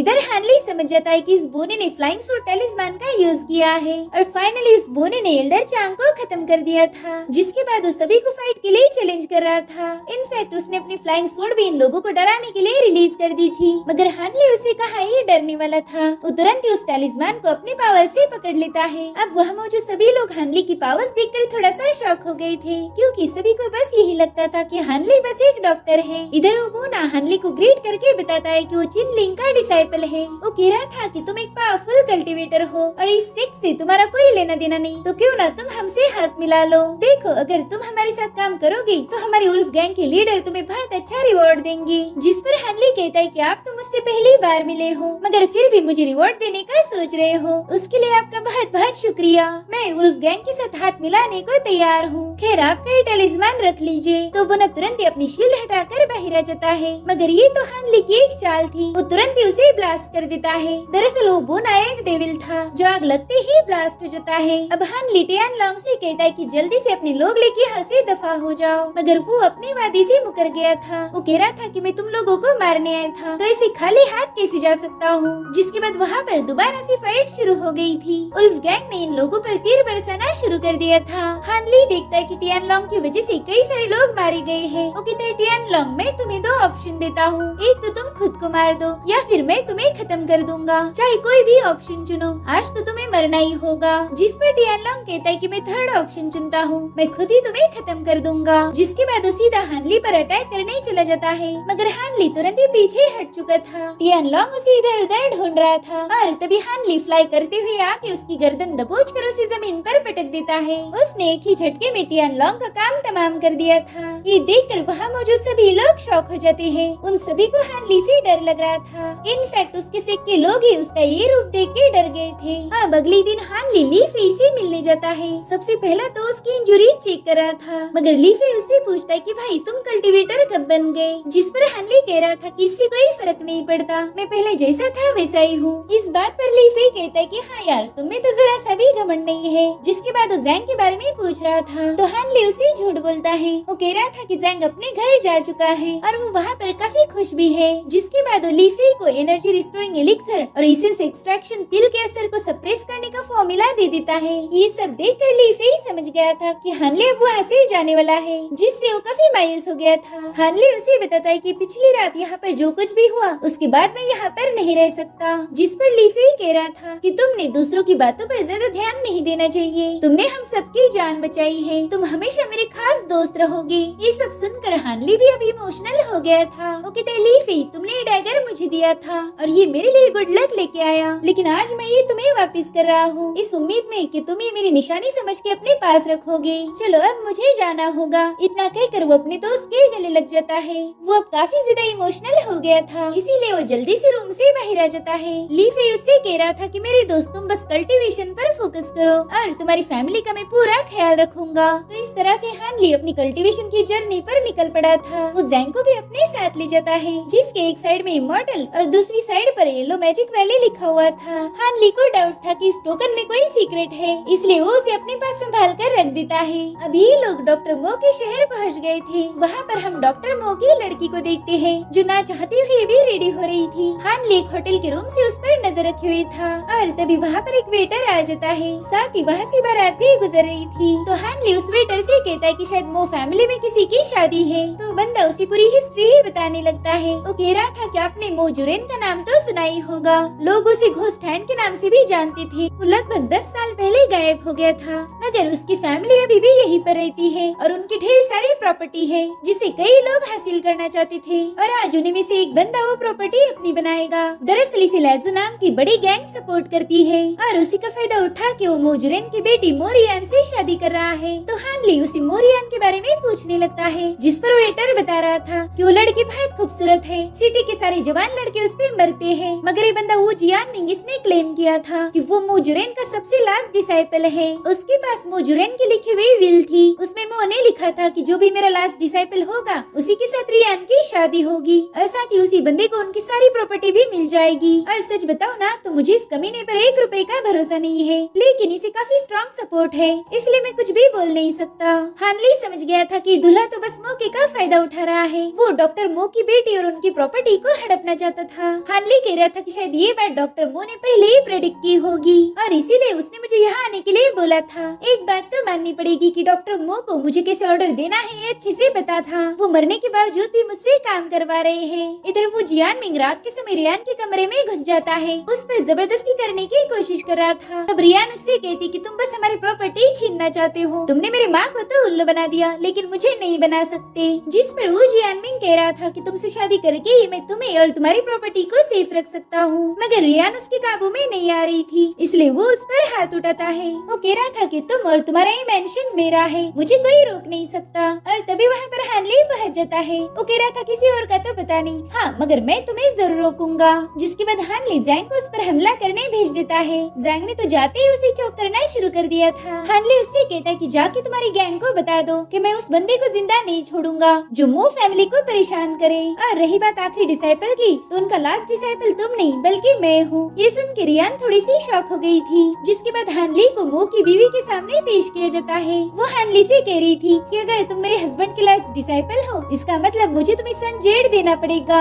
उन्होंने मुझे इस बारे में पहले ही बताया था और शायद तुम हमें यहाँ पर प्रोटेक्ट करने आए हो। लेकिन तभी मो की बीवी उसे एक केज में ट्रैप कर देती है। रियान उससे पूछती कि माँ आप ऐसा क्यों कर रहे हो, इस बंदे ने मेरी इज्जत बचाई है। जिस पर वो कहती हाँ लेकिन इसने तुम्हारे बाप को भी मारा है। उस जेड़ से ये डिमोनिक सिल्वर हैंड के पॉइजन को रिमूव करना चाहता है। जिसके बाद वो कहती कि हानली तुमने मेरे हस्बैंड को मार दिया, तो बताओ मैं तुम्हारी मदद क्यों करूँ। जिस पर हानली कहता है कि ये सब मैंने खुद को बचाने के लिए किया था। आपके हस्बैंड मेरी स्पिरिट को डिस्ट्रॉय करके मेरी बॉडी को पजेस करना चाहते थे। जिस पर वो कहती कि तुम उन्हें घायल भी कर सकते थे, आखिर जान से मारने की क्या जरूरत थी। तो हानली उसे बताता है कि मैंने उन्हें नहीं बल्कि उन्होंने खुद ही खुद को मार दिया। मगर हानली की बीवी को उसकी बातों पर यकीन नहीं होता। तो हानली उससे कहता है कि अगर कोई पहाड़ से कूद जाए तो क्या आप उसकी मौत का जिम्मेदार उस पहाड़ को मानोगी। जिस पर वो कह रही थी कि शायद ये बातें भी तुम्हें तुम्हारे मास्टर ने ही सिखाई होगी। हानली कहता है नहीं, उन्होंने मुझे मेडिसिन का नॉलेज दिया जो कि मेरी जिंदगी भर काम आएगा। ये सुनकर वो थोड़ा सा शांत हो गई थी। वो कहती बताओ तुम्हें मुझसे क्या चाहिए। तो हानली उससे कहता है कि मुझे सन जेड़ दीजिए और मैं आपके मो मेंशन को प्रोटेक्ट करने में आपकी मदद करूंगा। तो तुरंत ही उस केज को हटा देती है। वो अपने बेटी से कह रही थी कि एक कल्टीवेटर है, हम इसे किसी भी केज में ज्यादा देर तक बंद नहीं रख सकते। वैसे भी वो जियानमिंग को यहाँ से भगा के इस बंदे ने हम पर बहुत बड़ा एहसान किया है। भले ही तुम्हारे फादर इसके साथ फाइट में मारे गए, लेकिन इसमें इस बेचारे की कोई गलती नहीं। तुम्हारे फादर इमॉर्टल बनने के लिए पागल थे, वो हमें छोड़ के चले गए और उनके जाने के बाद मुझे लैंजो गैंग का सामना करना पड़ा। मैं हमेशा डर के मारे ही जीती आई हूँ। तो तुम्हारे फादर की मौत का मुझे ज्यादा दुख नहीं है, मेरे लिए तो 10 सालों पहले ही मर चुके थे। जिसके बाद वो हानली को बताती है कि बच्चे हमारी मो फैमिली के ढेर सारे दुश्मन है और हम माँ बेटी उनका मुकाबला नहीं कर सकते। अगर तुम चाहो तो मैं तुम्हें अभी संजेड़ दे दूं, लेकिन पहले तुम्हें मेरी बेटी के साथ शादी करनी पड़ेगी और फिर फिर ये मूव मेंशन भी तुम्हारा हो जाएगा। ये सुन के रियान और हानली दोनों भी थोड़ा सा शॉक हो गए थे। तो हानली उनसे कहता है कि मैं तो एक मुसाफिर हूँ, मैं आपकी बेटी को एक स्टेबल लाइफ नहीं दे सकता।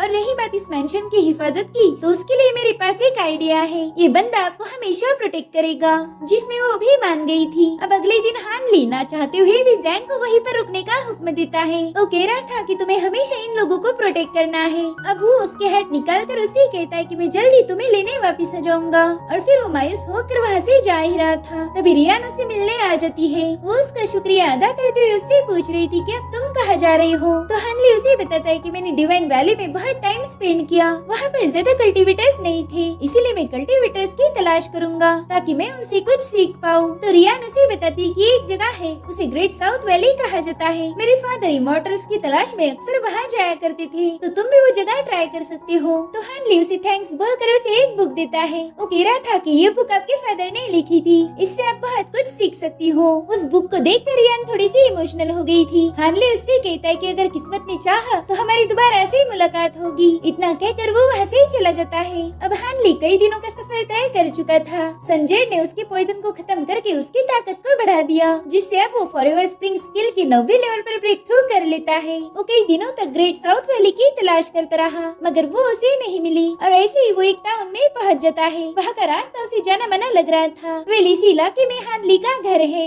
इसलिए वो डिसाइड करता है कि वो घर जाके अपने फैमिली को एक आखिरी बार देख के आएगा। और तभी रास्ते में उसे एक बंदा दिखता है। वो कुछ एलिक्सर्स बेच रहा था। इस बंदे का नाम वान था। वो कहता है देखो मैं एक ईमानदार आदमी हूँ, अगर तुम्हारे पास कम पैसे हैं तो भी तुम मेडिसिन को खरीद सकते हो, मैं तुमसे एक्स्ट्रा पैसे लेके तुम्हें लूटूंगा नहीं। तभी एक बंदा आके उसका शुक्रिया अदा कर रहा था। वो कहता है कि वाकई आप एक रियल इमॉर्टल हो, आपने जो मेडिसिन मुझे दी थी उसने मेरी बीवी की जान बचाई। ये मेरे पास जिंक्सेन हर्ब है, क्या आप इसे एक्सचेंज करके मुझे और थोड़ी दवा दे सकते हो? तो बंदा उसे अपनी सारी मेडिसिन दे देता है। हालांकि उस हर्ब की कीमत बहुत कम थी। हानली ये सब देखकर वान से बहुत ज्यादा इम्प्रेस हो गया था। वो उसे ग्रीट करके ग्रेट साउथ वैली के बारे में पूछने लगता है। तो वान शाओशान उसे ग्रीट करके बताता है कि मैं भी वहीं जा रहा हूँ, हम दोनों की मंजिल एक है, तो क्यों न हम एक साथ ही वहाँ जाए। ये सुनकर हानली थोड़ा सा सोच में पड़ गया था। तो वान उससे कहता है कि मेरे दोस्त अगर तुम अकेले जाना चाहते हो तो कोई बात नहीं। तो हानली उसे बताते है कि यहाँ पर एक जगह है, मुझे थोड़ी देर के लिए वहाँ पर जाना होगा, अगर आप मेरे लिए रुक सकते हैं तो फिर आगे का सफर हम साथ में तय करेंगे। जिस पर वान भी मान गया था। रास्ते में हानली उसके रहमदिल नेचर की तारीफ करता है, वहीं पर वान भी उसे प्रेज कर रहा था क्योंकि हानली ने बहुत ही कम एज में कल्टीवेशन स्टार्ट की थी। वान उससे कह रहा था कि हानली तुम्हारे पास स्पेशल स्पिरिचुअल रूट है। तो हानली उसे स्पिरिचुअल रूट्स के बारे में पूछने लगता है, जिस पर वान कह रहा था कि स्पिरिचुअल रूट 5 कैटेगरीज में डिवाइडेड है, जो कि है earth, gold, wood, water and fire. मगर इसमें एक और खास कैटेगरी थी जिसे हेवनली स्पिरिचुअल रूट कहा जाता है। वान हानली को बताता है कि जिस भी बंदे के पास 4 एट्रीब्यूट्स वाले स्पिरिचुअल रूट है वो कल्टीवेशन में ज्यादा दूर तक नहीं जा सकते। अब हानली उसे ची कंडेंसेशन के बारे में पूछ रहा था। तो वान उसे बताता है कि ची कंडेंसेशन कल्टीवेशन की पहली स्टेज है, दूसरी स्टेज है फाउंडेशन एस्टेब्लिशमेंट, थर्ड है कोर फॉर्मेशन और चौथी लेवल है नेसेंट सोल। मैंने सुना है कि इसके आगे भी एक रेल्म है, उसे डेटी ट्रांसफॉर्मेशन कहा जाता है। जिसके बाद वो हानली को लाइफ स्पैन के बारे में बताता है, जैसे कि मॉर्टल्स आमतौर पर 100 सालों तक जी सकते हैं, लेकिन तुम अगर नेसेंट सोल लेवल पर पहुंच गए तो तुम 1000 सालों से भी ज्यादा जी सकते हो। ये सुन के तो हानली बहुत ज्यादा हैरान हो गया था। और तभी इन लोगों को एक बारात नजर आती है, जिसे देखकर वान तो बहुत ज्यादा एक्साइटेड हो गया था। दरअसल ये शादी किसी और की नहीं बल्कि हानली के सिस्टर की थी।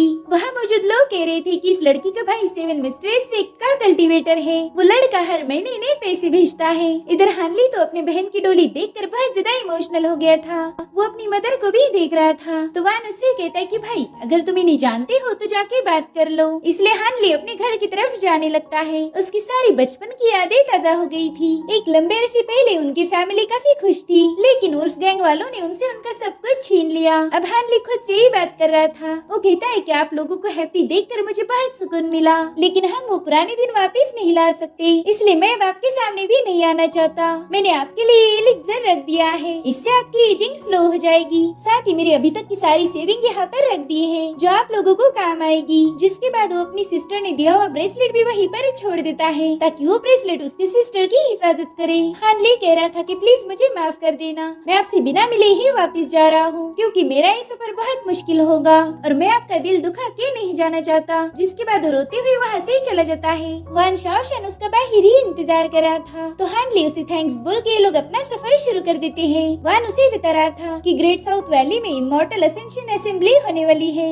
इसमें खासकर फ्री कल्टीवेटर्स ज्वाइन करते हैं। तो हानली उसे फ्री कल्टीवेटर्स के बारे में पूछने लगता है तो वान कहता है कि ऐसे लोग जो किसी भी सेक्ट का हिस्सा नहीं है उन्हें फ्री कल्टीवेटर्स कहा जाता है। वैसे हमारी शू कंट्री में टोटल 7 कल्टीवेशन सेक्ट है जिनमें है mask moon sect, yellow maple valley, spiritual beast mountain, clear void sect, sabre transformation dock, heavenly imperial fortress और सबसे आखिर में आता है ग्रेट सोर्ड सेक्ट। साथ ही इनमें कुछ फैमिलीज भी आती है जिनमें से एक है यान फैमिली और बाकी फैमिलीज के बारे में मुझे ज्यादा कुछ पता नहीं। अब बातें करते करते ये लोग ग्रेट साउथ वैली के पास आ गए थे। वान बताता है कि वहाँ पर एक छोटा सा फॉर्मेशन है जिसे बादलों के बीच छुपाया गया है ताकि वहाँ पर मॉर्टल्स ना जा पाए। ऑर्डिनरी लोग तो कभी भी उस वैली में नहीं जा सकते, लेकिन मुझे सब पता है। जिसके बाद ये लोग उस पहाड़ पर पहुँच गए थे। वहाँ पर बहुत ज्यादा धुंध थी जिसे देखकर हानले कंफ्यूज हो जाता है, मगर वान ने उसे पोर्टल के अंदर खींच लिया था और इस तरह से फाइनली हानले ग्रेट साउथ वैली में एंटर करता है। वहाँ पर पूरा का पूरा टाउन था। वान उसे बताता है कि अगर तुम्हें यहाँ पर कुछ भी खरीदना है तो तुम स्पिरिचुअल स्टोन या फिर एलिक्सर को एक्सचेंज करके शॉपिंग कर सकते हो। अभी लोग उस टाउन को एक्सप्लोर कर रहे थे तभी हानले देखता है कि एक बंदे ने वान का बटुआ चुरा लिया है तो भी तुरंत ही उस बटुए को वापस चुरा लेता है।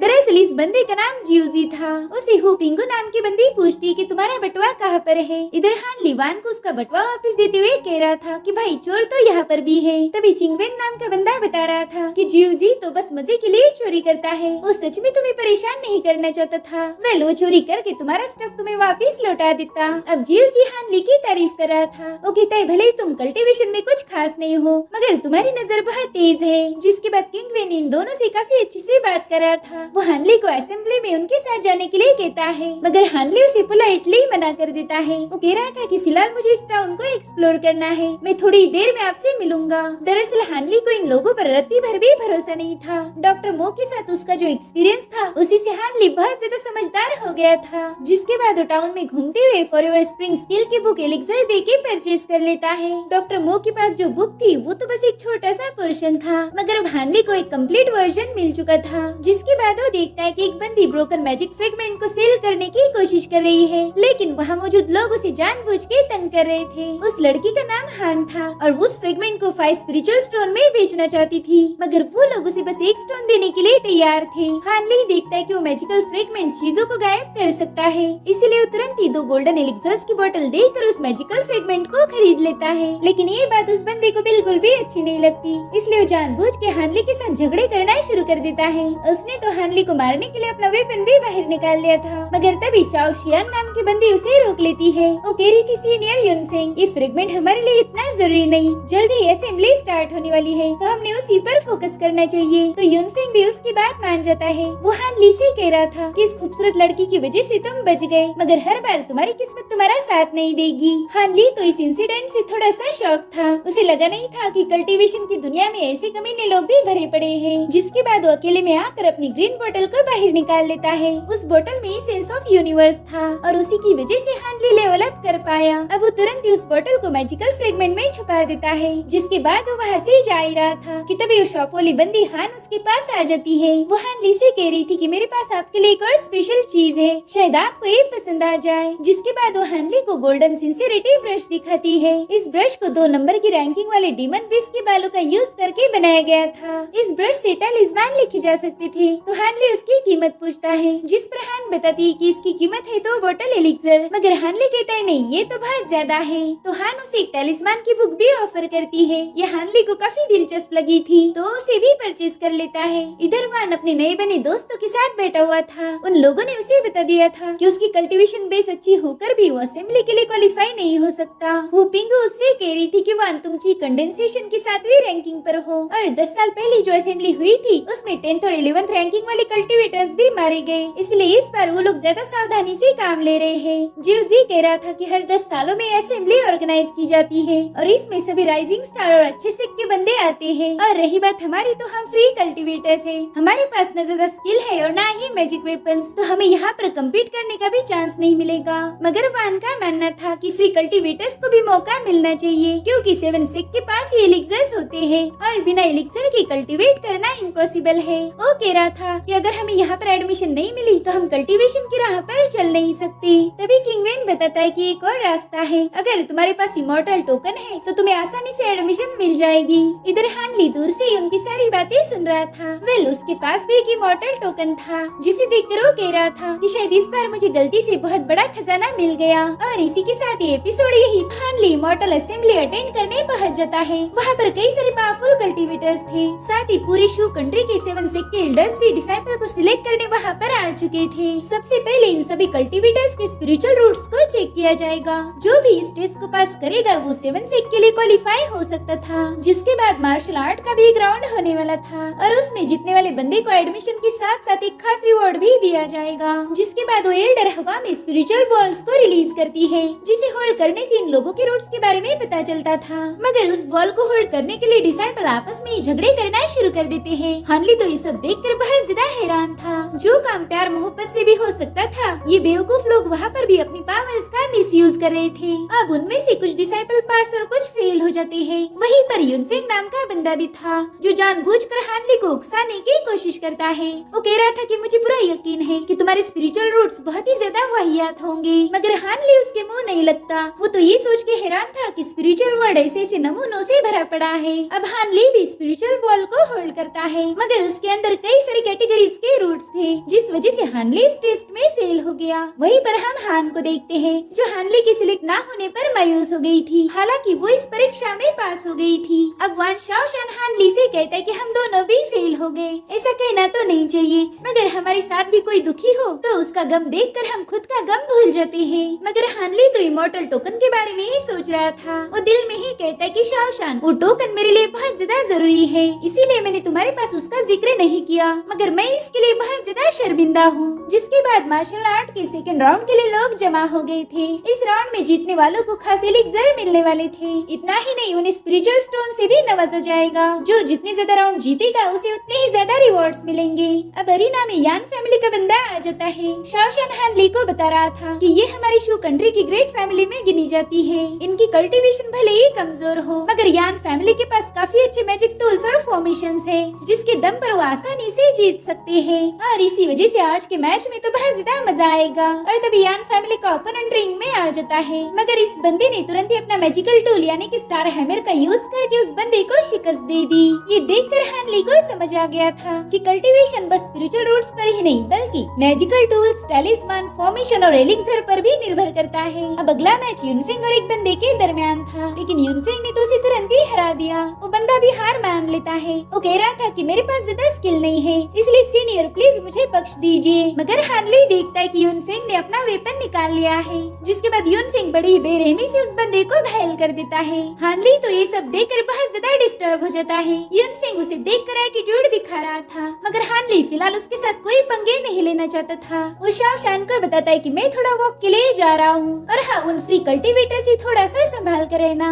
मुझे वो लोग बिल्कुल भी सही नहीं लग रहे, उन पर ज्यादा भरोसा मत करो। इतना कहकर हानली वहाँ से चला जाता है। और तभी हम उन तीनों कल्टीवेटर्स को देखते हैं, जो शाओशान को अकेला देखकर ईवल स्माइल कर रहे थे। अब हानली घूमते घूमते जंगल में पहुँच जाता है। वो एक पेड़ पर बैठ के फॉरएवर स्प्रिंग की बुक पढ़ रहा था। वो सोचता है कि यहाँ पर आने का कुछ भी फायदा नहीं हुआ। अब मैं कल ही येलो मेपल वैली के लिए रवाना हो जाऊंगा, शायद वहाँ मेरी किस्मत खुल जाए। मगर तभी वो देखता है कि वान शाओशान भागते हुए जंगल में पहुँच चुका है। वो नीचे गिर गया था, जिस वजह से हानली तुरंत ही जाकर उसे संभालने लगता है। शाओशान उसे बता रहा था कि मेरे दोस्त तुम उन तीनों लोगों के बारे में बिल्कुल सही थे। उन्होंने मेरी स्टोरेज बैग लूटने की कोशिश की और साथ ही मुझे पॉइजन दिया। तो हानली तुरंत ही अपने निडल से उसे चेक करता है। वो तो बहुत ही स्ट्रॉन्ग वाला पॉइजन था, जिससे शाओशान अपना दम तोड़ देता है। और तभी हानली को पिंगो के हंसने की आवाज आ रही थी। वो कहती है कि तुम दोनों हमारे कभी से निशाने पर थे, चलो जल्दी से अपना सारा सामान हमारे हवाले कर दो और हम तुम्हें जिंदा छोड़ देंगे। मगर हानली सामान देने से मना कर देता है। तो लोग कहते ठीक है, फिर तुम भी शाओशान से मिलने जहन्नुम में चले जाना। जिसके बाद वो लोग हानली पर अटैक करना शुरू कर देते हैं, लेकिन हानली भी कुछ कम नहीं था, उनके सारे अटैक्स को डॉज कर रहा था। ये देखकर पिंगो अपने मिक्स्ड एनर्जी बीड को एक्टिवेट कर देती है। वो बीड एक साथ हानली पर अटैक कर रहे थे, मगर वो भी उन्हें डॉज कर लेता है। और इसी चक्कर में हानली हानली के पास मौजूद जैंग की हेड भी गिर जाती है। हानली के पास ये अपने दोस्त की आखिरी निशानी थी जो कि अब खो गई, जिस वजह से हानली भी अब गुस्सा हो गया था और अब उसने फ्लाइंग स्वॉर्ड का यूज करना शुरू कर दिया, जिसकी मदद से वो जियोजी और पिंगू को बड़ी ही आसानी से खत्म कर देता है। हालांकि किंगविन समय रहते वहाँ से भाग गया था। अब हानली शाओशान को दफना कर उसे ग्रीट कर रहा था। वो कहता है कि तुम इस कल्टीवेशन की दुनिया में मेरे सबसे पहले दोस्त थे, मगर अफसोस हमारा साथ यही तक का था। आपके साथ साथ मेरी फैमिली का जो सीक्रेट था वो भी अब दफन हो चुका है। और फिर वो उसे अलविदा कहकर अपना सफर शुरू कर देता है। वो कह रहा था कि डॉक्टर मो ने मुझे कल्टीवेशन की बात दिखाई और शाओशान ने मुझे इस दुनिया की कड़वी हकीकत बताई। इमॉर्टल्स के लिए हम मॉर्टल्स कोई मायने नहीं रखते, इसलिए मुझे कुछ भी करके खुद को स्ट्रांग बनाना ही होगा, तभी जाके मैं इस बेरहम दुनिया में सर्वाइव कर पाऊंगा। अच्छा हुआ मुझे एक मॉन्क से इमॉर्टल टोकन मिल गया। इस टोकन के रहते अगर मेरी स्पिरिचुअल रूट्स कमजोर भी रही तो भी मैं येलो मेपल वैली में एंटर कर सकता हूँ। जिसके बाद वो लंबा सफर तय करके फाइनली येलो मेपल वैली में पहुँच गया। वहाँ के एंट्रेंस पर एल्डर वो मौजूद थे, तो हानली उन्हें अपना इमॉर्टल टोकन शो करता है, जिसे देखकर वो कह रही थी कि लंबा अरसा हो गया मैंने ऐसा टोकन नहीं देखा था। बच्चे तुम तो बहुत लकी हो जो तुम्हारे पास ये टोकन है। जिसके बाद उसे येलो मेपल वैली ले जाने लगते हैं। वो कह रही थी कि शायद तुम्हारे एंसेस्टर का हमारे मेपल वैली से कोई खास कनेक्शन होगा, इसी वजह से तुम्हारे पास ये टोकन है। हानली देखता है कि वहाँ पर बहुत बड़ी फ्लाइंग कैरेज है, उसमें अभी अभी रिक्रूट किए कुछ डिसाइपल भी मौजूद थे। तो हानली उन्हीं के साथ येलो मेपल वैली की तरफ रवाना हो जाता है। वो आज बहुत ज्यादा खुश था क्योंकि फाइनली वो एक प्रेस्टिजियस सिख का डिसाइपल बन चुका था। अब एल्डर वो वहाँ से गुजरते हुए इन्हें सारी इन्फॉर्मेशन दे रहे थे। वो कहते कि वो हमारे सिख लीडर का घर है, इसे मेन हॉल भी कहा जाता है। जल्द ही तुम सभी की उनसे मुलाकात होगी। साथ ही ये लोग देखते कि वहाँ पर कई सारे डिसाइपल्स हवा में फ्लाई कर रहे हैं, जिन्हें देखकर हानली के साथ साथ ही सभी लोग हैरान थे। एल्डर वो बताते हैं कि हमारे येलो मेपल वैली के सभी डिसाइपल्स को फ्लाइंग टूल मिल जाते हैं और अब मैं तुम्हें भी फ्लाइंग टूल्स दे दूंगा। जिसके बाद उन सभी को बेसिक एलिक्सर्स और बेसिक टेक्निक्स प्रोवाइड करते हैं। साथ ही उन्हें फ्लाइंग टूल और स्टोरेज बैग भी प्रोवाइड की थी, जिसमें लोग अपना सारा कीमती सामान रख सकते हैं। जिसके बाद एल्डर उन्हें ट्रेनिंग हॉल दिखा देते हैं, जहाँ से ये लोग कल्टीवेशन को और स्ट्रांग बना सकते थे। साथ ही उसके अपोजिट साइड में 100 अपॉर्चुनिटी हॉल था, जहाँ से डिसाइपल्स को टास्क दिए जाते हैं और अगर टास्क सही से कंप्लीट हो गया तो डिसाइपल स्पिरिचुअल स्टोन्स भी अर्न कर सकते थे। जिसके बाद ये लोग सेक्ट में पहुँच गए। एल्डर वो सभी को अपना नाम रजिस्टर करने भेज देते हैं। हानली भी वहीं पर जा रहा था, मगर वो उसे रोकते हुए कहती कि नहीं जाने दो, मुझे तुम्हें कुछ देना है। देखो तुम्हारे पास इमॉर्टल टोकन है और इसी वजह से तुम्हें फाउंडेशन एस्टेब्लिशमेंट एलिक्सर मिल जाएगा। लो इसे संभाल कर रखो। शुरुआत में कल्टीवेशन करना बहुत ज्यादा मुश्किल होता है, तब ये तुम्हारे काम आएगा। ये एलिक्सर बहुत ज्यादा रेयर है, तो लोग इसे पाने के लिए कुछ भी कर सकते हैं, इसलिए तुम्हें इसे संभाल कर रखना होगा। तो हानली उनका शुक्रिया अदा करके सेक्ट में एंटर करता है। वो कह रहा था कि डिसाइपल्स को एक बेसिक फाउंडेशन बनाने के लिए बहुत ज्यादा मेहनत करनी पड़ती है और मेरे तो स्पिरिचुअल रूट्स भी कमजोर हैं, जिस वजह से मुझे फाउंडेशन बनाने के लिए बस एक ही फाउंडेशन एलिक्सर काफी नहीं होगा। मुझे कुछ भी करके एलिक्सर्स को रिफाइन करना ही होगा। मेरे पास इस एलिक्सर को बनाने का फॉर्मूला तो मौजूद है, मगर इसे रिफाइन करने के लिए मुझे ढेर सारे रेयर हर्ब्स की जरूरत पड़ेगी। और तभी वो एक नोटिस पढ़ता है जिसमें लिखा था कि एक डिसाइपल की अर्जेंट जरूरत है। उस डिसाइपल को हर्ब की फील्ड की देखभाल करनी है और बदले में उसे 10 स्पिरिचुअल स्टोन मिलेंगे। ये देखकर हानली कहता है कि यहाँ पर तो मुझे रेयर हर्ब भी मिल सकते हैं और साथ ही एक सेक्लूडेड प्लेस है, वहाँ पर तो मैं बिना डिस्ट्रैक्शन के कल्टीवेट भी कर सकता हूँ। अच्छा हुआ कि डॉक्टर मो ने मुझे मेडिसिन का नॉलेज दिया, अब वो मेरे आगे चल के बहुत ज्यादा काम आएगा। जिसके बाद हानली अजूर लीफ का यूज करके फ्लाई करने की प्रैक्टिस कर रहा था। शुरुआत में उसे इसमें बहुत ज्यादा दिक्कत हो रही थी, मगर वो जैसे तैसे मैनेज कर लेता है। लेकिन तभी एक ब्लेड फ्लाई करते हुए आके उसे हिट करती है, जिससे हानली घायल होकर नीचे गिर गया था। दरअसल ये अटैक करने वाला कोई और नहीं बल्कि युनफेंग था। वो हानली से कहता है कि मैं तो तुम्हें देख देख के उब गया हूँ। जिस पर हानली कह रहा था कि सीनियर आप मुझे अकेला क्यों नहीं छोड़ते। तो कहता है कि तुमने इमॉर्टल टोकन देकर जो फाउंडेशन एस्टेब्लिशमेंट एलिक्सर लिया है वो मुझे दे दो। वो क्या है ना, तुम्हारे जैसे दो कौड़ी के इंसान के पास वो एलिक्सर शोभा नहीं देता। जिसके बाद वो अपनी विंडी ब्लेड से दोबारा से हानली पर अटैक कर देता है, जिसे हानली ने बेंड होकर डॉज कर दिया था और अब उसने भी फायर बॉल से युनफेंग पर अटैक कर दिया, मगर वो हानली के अटैक को डिस्ट्रॉय कर उसे एक ही पाम अटैक में दूर पटक देता है। हानली को पता था कि वो इस बंदे का मुकाबला नहीं कर सकता और तब तक युनफेंग उसे खत्म करने के लिए अपनी विंड ब्लेड को रिलीज करता है।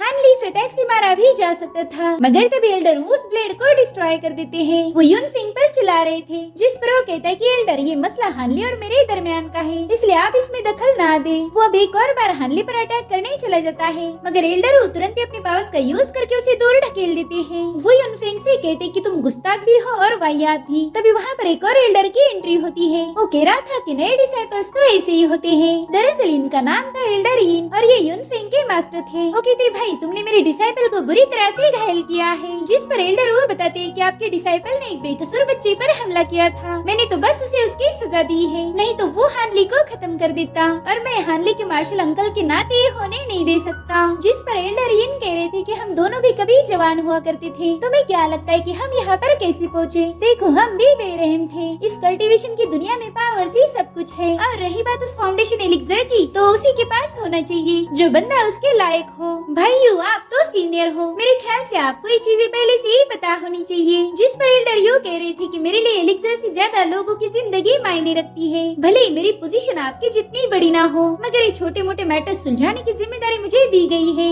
हानली देखता है कि अब इन दोनों सीनियर्स में ही झगड़े लगने वाले हैं। एल्डर यिन कह रहा था कि मेरे भाई तुम अभी भी फाउंडेशन एस्टेब्लिशमेंट की मिडिल स्टेज पर हो। आगे ब्रेक थ्रू करने के लिए तुम्हारे लिए वक्त बहुत ज्यादा कीमती है। तो क्या वाकई तुम इस बंदे के लिए मेरे साथ फाइट करना चाहते हो? देखो अगर ऐसा किया तो तुम बुरी तरह से घायल हो जाओगे, जिससे फिर लेवल अप करना तुम्हारे लिए मुश्किल होगा। जिसके बाद वो अपनी पावरफुल ऑरा से एल्डर यू को सप्रेस करने की कोशिश करता है। वो कह रहा था डरो नहीं, मैं तुम पर अटैक नहीं करूंगा, मगर अब तुम मुझे इस मैटर को सॉल्व करने दो। वो कहते हानली तुम्हारी कल्टीवेशन बेस बहुत वीक और लो है, इसीलिए इतना खास एलिक्सर कैरी करके तुम बस मुसीबतों को बुलावा भेजोगे। आज इस एलिक्सर के लिए यूनफेंग ने तुम पर हमला किया, कल ये काम कोई और भी कर सकता है। साथ ही तुम्हारी स्पिरिचुअल रूट्स भी बहुत ज्यादा कमजोर है। तुम चाहे कितने भी एलिक्सर कंज्यूम क्यों न करो, लेकिन तुम्हें फाउंडेशन एस्टेब्लिशमेंट को अचीव करने में बहुत मुश्किलों का सामना करना पड़ेगा। तो तुम एक काम करो, तुम अपना एलिक्सर मेरे पास रख दो, मैं तुम्हारे लिए उसे सेफ रखूंगा। जिस पर हानली कह रहा था कि सीनियर मुझे पता है कि मेरे रूट्स कमजोर है, मगर मैं कड़ी मेहनत करने के लिए तैयार हूँ, इसलिए मैं मेरा एलिक्सर आपके पास बिल्कुल नहीं रखूंगा। ये सुनकर एल्डर यिन के तो खून में ही आग लग गई थी। वो कहते हैं कि तुम में हिम्मत भी है और तुम बहुत जिद्दी भी हो। चलो एक काम करते हैं, मैं तुम्हें कुछ स्पिरिचुअल स्टोन और हर्ब्स दे दूंगा और उसके बदले तुम मुझे वो एलिक्सर दो। देखो इस ऑफर को ठुकराना मत, वरना अंजाम बुरा होगा। हानली भी सोचता है कि अब तो मैं इसे मना नहीं कर सकता, वरना ये बंदा मुझ पर अटैक कर देगा, इसलिए हानली मान जाता है। अब एल्डर ने पैसों की पोटली हानली की तरफ फेंक दी थी और हानली ना चाहते हुए भी एलिक्सर उसे दे देता है। इन कह रहा था कि हानली स्पिरिचुअल हर्ब तुम्हें थोड़ी देर बाद मिल जाएंगे और कल याद से सेक लीडर से मिलने चले जाना। जिसके बाद वो वहाँ से निकल जाता है। यूनफेंग तो इस सब से बहुत ज्यादा खुश हो गया था। हानली सोचता है कि आज जो कुछ भी हुआ उसके लिए मैं किसी और को ब्लेम नहीं कर सकता, क्योंकि इसका जिम्मेदार मेरी कमजोरी है, मगर एक दिन मैं जरूर इसका बदला लूंगा। वो देखता है कि एल्डर यू भी मायूस होकर वहाँ से चले गए। जिसके बाद हानली जैसे तैसे अपने कमरे में पहुँच जाता है। उसने जाते ही एलिक्सर पिल कंज्यूम कर ली ताकि उसकी इंजरीज हील हो जाए और फिर अगले ही दिन वो एक कूल एंट्री मारते हुए सेक्ट में पहुँच जाता है। दरअसल वो मेन हॉल में सेक्ट लीडर से मिलने आया था। वो जाते ही उन्हें ग्रीट करता है। सेक्ट लीडर उससे कह रहे थे कि कल जो कुछ भी हुआ उसकी खबर मुझे मिल चुकी है। हानली तुम एक नए डिसाइपल हो, तुमने मुसीबतों से थोड़ा सा दूर रहना चाहिए। अब तुम 100 अपॉर्चुनिटी हॉल चले जाओ, वहाँ पर तुम्हें नया टास्क दिया जाएगा और हाँ कुछ दिनों तक तुम थोड़ा संभाल कर रहना। तो हानली उनका शुक्रिया अदा करते हुए वहाँ से जाने लगता है। वो सोच रहा था कि यहाँ पर क्या सही है और क्या गलत है ये देखा नहीं जाता, बस इस सेक्ट में पावर सी मायने रखती है और वैसे भी मैं एक मामूली सा डिसाइपल हूँ, तो मेरे लिए कोई भी स्टैंड नहीं लेगा। अब वहाँ से बाहर आते ही उसे एक बंदे की आवाज आती है। वेले कोई और नहीं बल्कि वही यूनफेंग था। वो कहता है कि फाइनली वो एलिक्सर मुझे मिल ही गया, मैं तो बहुत खुश हूँ और साथ ही लकी भी जो मेरी तुमसे मुलाकात हुई। शुअर उससे कह रही थी कि आप यहाँ पर नए हो, मगर फिर भी आपने आते ही प्रॉब्लम्स खड़ी करना शुरू की है। अगर ऐसे ही चलता रहा तो सभी मास्टर आपसे नफरत करेंगे। जिस पर वो कहता है कि तुम फिक्र नहीं करो, मुझे किसी से कोई डर नहीं और वैसे भी मैं ये प्रॉब्लम खड़ी नहीं करना चाहता था, मगर वो बदसूरत हानली बार बार मेरे सामने आ जाता है। हानली दूर से ही उनकी सारी बातें सुन रहा था। इधर शुअर यूनफेंग को संभाल के रहने के लिए बता रही थी। जिस पर वो कहता है कि अरे तुम हो ना मेरे साथ, तुम तो रेड विस्क के लीडर की भतीजी हो, वो जरूर से तुम्हें प्रोटेक्ट करेंगे और फिर तुम मुझे प्रोटेक्ट कर लेना। दरअसल यूनफेंग ने इस लड़की को अपने चक्कर में फंसाया था और ये बात हानली भी अच्छे से समझ गया। जिसके बाद वो सीधा हब के गार्डन में पहुंच जाता है। वहाँ के एल्डर उससे पूछ रहे थे कि मेरे गार्डन में पाँव रखने की तुम्हारी हिम्मत कैसी हुई? तो हानली उन्हें बताता है कि मुझे इस गार्डन को संभालने का टास्क मिला है, इसलिए मैं आपसे मिलने आ गया। तो एल्डर कहते ठीक है अंदर आ जाओ। अब हानली उस फॉग वाले बैरियर को क्रॉस करके उस गार्डन में पहुंच गया था। वहाँ पर एल्डर माँ थे। वो कहते पता नहीं ये वैली के लोग मेरे पास ये बेवकूफ बच्चे ही क्यों भेजते रहते हैं। तो हानली तुरंत ही उन्हें ग्रीट करके अपना अपना नाम बताता है। मास्टर उसे पूछ रहे थे कि बताओ तुम्हें ऐसा क्यों लगता है कि तुम ये जॉब कर सकते हो। तो हानली उन्हें बताता है कि मैंने बचपन से ही खेतों में काम किया है। मेरे फॉर्मर मास्टर एक डॉक्टर थे तो मैं गार्डन में उनकी मदद किया करता था। जिस पर एल्डर माँ कहती कि ठीक है चलो अब ये बताओ कि ये हर्ब्स कौन से हैं। तो हानली उन्हें सारे हर्ब्स के नाम बता रहा था, साथ ही उनके यूजेस भी बताता है। तो मास्टर कहते हाँ बस करो, अब ज्यादा शो ऑफ नहीं करना। मैं मान गया हूँ कि तुम्हें हर्ब्स की नॉलेज है। तुमसे पहले यहाँ एक लड़का काम करता था मगर उसने तो मेरे आधे गार्डन की वाट लगा दी। बस तुम मुझे डिसअपॉइंट मत करना। तो हानली उनसे कहते हैं मास्टर मेरा यकीन कीजिए, मैं आपको शिकायत करने का मौका नहीं दूंगा। तो मास्टर तुरंत ही उसे गार्डन का टोकन देते हुए कह रहे थे कि ये लो, अब इस गार्डन की जिम्मेदारी तुम्हारे ऊपर है, बस मेरे हर्ब्स को मारना मत, समझ गए तुम। जिसके बाद मास्टर वहाँ से जाने लगते हैं। तभी हानली उनसे पूछता है कि मास्टर यहाँ पर चेल्सडनी मशरूम और वायलेट मंकी फ्लावर कहाँ मिलेगा। ये सुनकर ही मास्टर समझ गए थे कि इस बंदे को फाउंडेशन एलिक्सर रिफाइन करना है। तो वो हानली को बताते हैं कि इस एलिक्सर को बनाने के लिए बस फॉर्मूला काफी नहीं होता, तुम्हें ये रेयर हर्ब मिलने चाहिए जो कि हमारे पास मौजूद नहीं। ग्रेट साउथ कॉन्टिनेंट में बस एक ही जगह है जहाँ पर ये हर्ब्स पाई जाती है और उस जगह को ब्लड फॉरबिडन ग्राउंड कहा जाता है। जिसके बाद हमें सीधे 3 सालों बाद की कहानी दिखाई जाती है। हानली ने 3 सालों तक एल्डर माँ को गार्डन में मदद की और अब तो वो भी हानली को पसंद करने लग गए थे। साथ ही हानली ने एल्डर वू से भी कई सारी बातें सीख ली। और रही बात एल्डर यिन की, तो उन्होंने अभी तक भी हानली को हर्ब्स नहीं दिए थे मगर हानली को भी उनसे ज्यादा उम्मीद नहीं थी कि वो उसके हिस्से के हर्ब्स वापस देंगे। इसी दरमियान हानली को एक सेक्लूडेड केव मिली जो गार्डन से काफी ज्यादा नजदीक थी और इसी वजह से हानली ने वहीं पर ग्रीन बॉटल का यूज करके हर्ब्स उगाना शुरू किए और उन्हीं हर्ब्स का यूज करके वो ची कंडेंसेशन की बिग स्टेज पर पहुंच गया। लेकिन और आगे जाने के लिए उसे फाउंडेशन बिल्डिंग की जरूरत थी जो कि उसके कमजोर रूट की वजह से आसान नहीं होगा। वो कहता है कि आगे जाने के लिए मुझे ढेर सारे एलिक्सर्स की जरूरत होगी। मेरे पास फॉर्मूला तो मौजूद है मगर उसमें से मेन इंग्रेडिएंट ही मिसिंग है और वो हम मुझे बस ब्लड फॉरबिडन ग्राउंड पर मिलेंगे जो कि 60 सालों में बस एक बार ओपन होता है। और हाल ही में मुझे सीनियर जियांग के बारे में पता चला, उन्होंने पिछली बार हुई फॉरबिडन ग्राउंड ट्रायल में ज्वाइन किया था। शायद वही मुझे उस एरिया के बारे में बता सकते हैं। इसलिए हानली सीनियर जियांग से मिलने चला जाता है। वहाँ पर पहले एक डिसाइपल आया हुआ था, उसे भी फॉरबिडन ग्राउंड के बारे में जानकारी चाहिए थी। तो सीनियर इन दोनों को बताते हैं कि इस ट्रायल में ज्वाइन करने के बाद तुम्हें एलिक्सर पिल मिल जाएगी मगर इसके लिए तुम्हें जिंदा वापस आना होगा। और सीनियर के इसी कमेंट से हमें पता चलता है कि वो जगह कितनी ज्यादा भयानक होगी। वहाँ पर जोंग नाम का बंदा था, वो कहता है कि पिछली बार जो ट्रायल हुई थी उसमें से बस 30% डिसाइपल ही सरवाइव कर पाए, बाकी के सारे लोग मारे गए थे। अब हानली जियांग को फॉरबिडन ग्राउंड के बारे में पूछ रहा था तो जियांग बताते हैं कि वो जगह पहला कभी एक स्पिरिचुअल एनर्जी का भंडार थी, वहाँ पर हर किस्म के स्पिरिचुअल हर्ब उगा करते थे। मगर फिर डिसाइपल ने वहाँ के हर्ब्स को कलेक्ट करना शुरू किया जिस वजह से वहाँ के सारे पौधे कम होते चले गए और फिर वहाँ पर हर्ब्स के लिए फाइट होना शुरू हो गई। ये सिलसिला 100 सालों तक चलता गया। इंसानों की लालच ने उस पाक जमीन को नापाक कर दिया, वहाँ पर खून की नदियाँ बही। इसीलिए सातों सेक्ट ने मिलकर एक प्लान बनाया, वहाँ पर एक फॉर्मेशन सेटअप किया गया जो कि बहुत ज्यादा पावरफुल और खतरनाक है। वो फॉर्मेशन हर 60 सालों में एक बार ही ओपन होता है और इसमें बस ची कंडेंसेशन लेवल वाले बंदे ही एंटर कर सकते हैं। जोंग कह रहा था कि सीनियर मैंने ये भी सुना है कि वहाँ पर डिमोनिक बीस्ट मौजूद है, जिस पर जियांग कह रही थी कि स्पिरिचुअल हब जहाँ पर ग्रो करते हैं वहीं पर ये बीस्ट भी पाए जाते हैं। तो तुम्हें उनसे और साथ ही अपने फेलो डिसाइपल से बच के रहना होगा। खैर बीस्ट तो जानवर है ही मगर ये डिसाइपल उनसे भी ज्यादा खतरनाक साबित हो सकते हैं। अगर तुम्हें वहाँ पर सरवाइव करना है तो तुम्हारे पास चालाकी और हिम्मत होनी चाहिए। जिसके बाद कहानी फिर से 200 साल आगे चली जाती है। हानली हमें बता रहा था कि मेरे पास हर्ब्स को पाने का यही आखिरी मौका था और अगर ये मेरे हाथ से चला जाता तो मुझे अगले 60 सालों तक इंतजार करना पड़ता। तो मैंने ये रिस्क उठाई। मेरे पास प्रैक्टिस करने के लिए 6 महीने का वक्त था ताकि मैं अपनी स्किल को थोड़ा सा इम्प्रूव कर पाऊँ।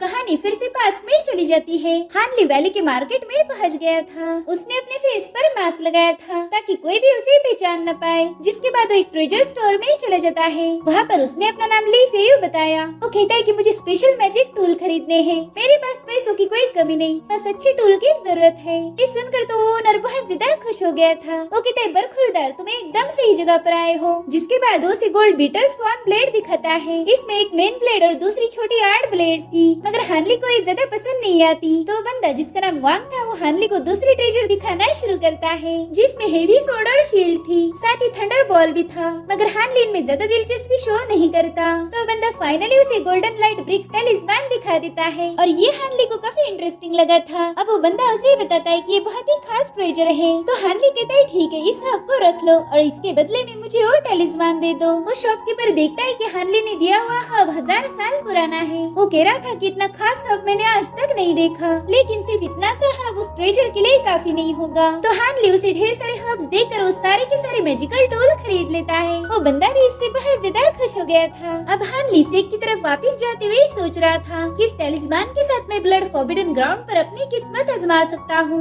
और तभी उसे किसी की आवाजें आने लगती है। तो हानली चुपके से उन लोगों की बातें सुनने लगता है। दरअसल ये कोई और नहीं बल्कि यूनफेंग और चाओशियान थी। वो यूनफेंग से कह रही थी कि फॉरबिडन ग्राउंड बहुत ज्यादा खतरनाक है, तो आप इतनी बड़ी रिस्क क्यों उठा रहे हो। जिस पर वो कहता है कि मेरे पीछे रेड विस्क का सपोर्ट है, इसलिए मुझे पता है कि मैं जल्दी फाउंडेशन बिल्डिंग पर पहुंच जाऊंगा। और तभी चाओशियान को अचानक से चक्कर आने लगते हैं। दरअसल उस कमीने यूनफेंग ने उसकी वाइन में बेहोशी और लस की दवा मिला दी थी, जिससे चाओशियान बेहोश हो जाती है। वो कह रहा था कि देखो आज न कल हमें ये सब करना ही था, फिर समय बर्बाद क्यों करने का। आज मैं तुम्हें एक अच्छा क्वालिटी टाइम दूंगा। साथ ही उसके पास मौजूद एलिक्सर पिल भी निकाल लेता है। अब वो उस पर जबरदस्ती करने ही वाला था कि तभी उसे फील होता है कि वहाँ पर कोई है जो उसे छुपके से देख रहा है। तो तुरंत ही अपने विंडी ब्लेड से उस पेड़ पर अटैक कर देता है। तो हानली तुरंत ही उसके सामने कूद गया था। यूनफेंग कहता है कि तुम कौन हो ये मुझे पता नहीं, इसलिए जल्दी से अपना उस स्टूपिड मास्क उतार दो। तो हानली अपने रियल फॉर्म में उसके सामने आ जाता है। यूनफेंग उसे देखकर कह रहा था वाओ ये तो मेरी लकी नाइट है, मैंने बस तुम्हारा एलिक्सर ही हासिल किया था, मगर आज तो तुम्हारे जैसे कीड़े को मसलने का मौका मुझे मिल चुका है। जिसके बाद वो अपना एक फ्लैग बाहर निकाल कर ड्रैगन को समन करता है। ये ब्लू ड्रैगन फ्लैग हानली पर अटैक करने जा रहा था। तो हानली भी अपनी गोल्ड बीटल ब्लेड से उस ड्रैगन पर अटैक कर देता है, मगर उसकी ये मूव फेल हो गई थी। अब वो ड्रैगन हानली के पीछे लग गया था, जिसे हानली फायर बॉल से डिस्ट्रॉय कर देता है। लेकिन तब तक यूनफेंग ने दूसरा ड्रैगन उस पर छोड़ दिया। वो ड्रैगन हानली को अपनी पूंछ में जकड़ लेता है, मगर उसी वक्त हानली की गोल्डन ब्लेड सीधे उस ड्रैगन के सिर में घुसकर उसे डिस्ट्रॉय कर देती है।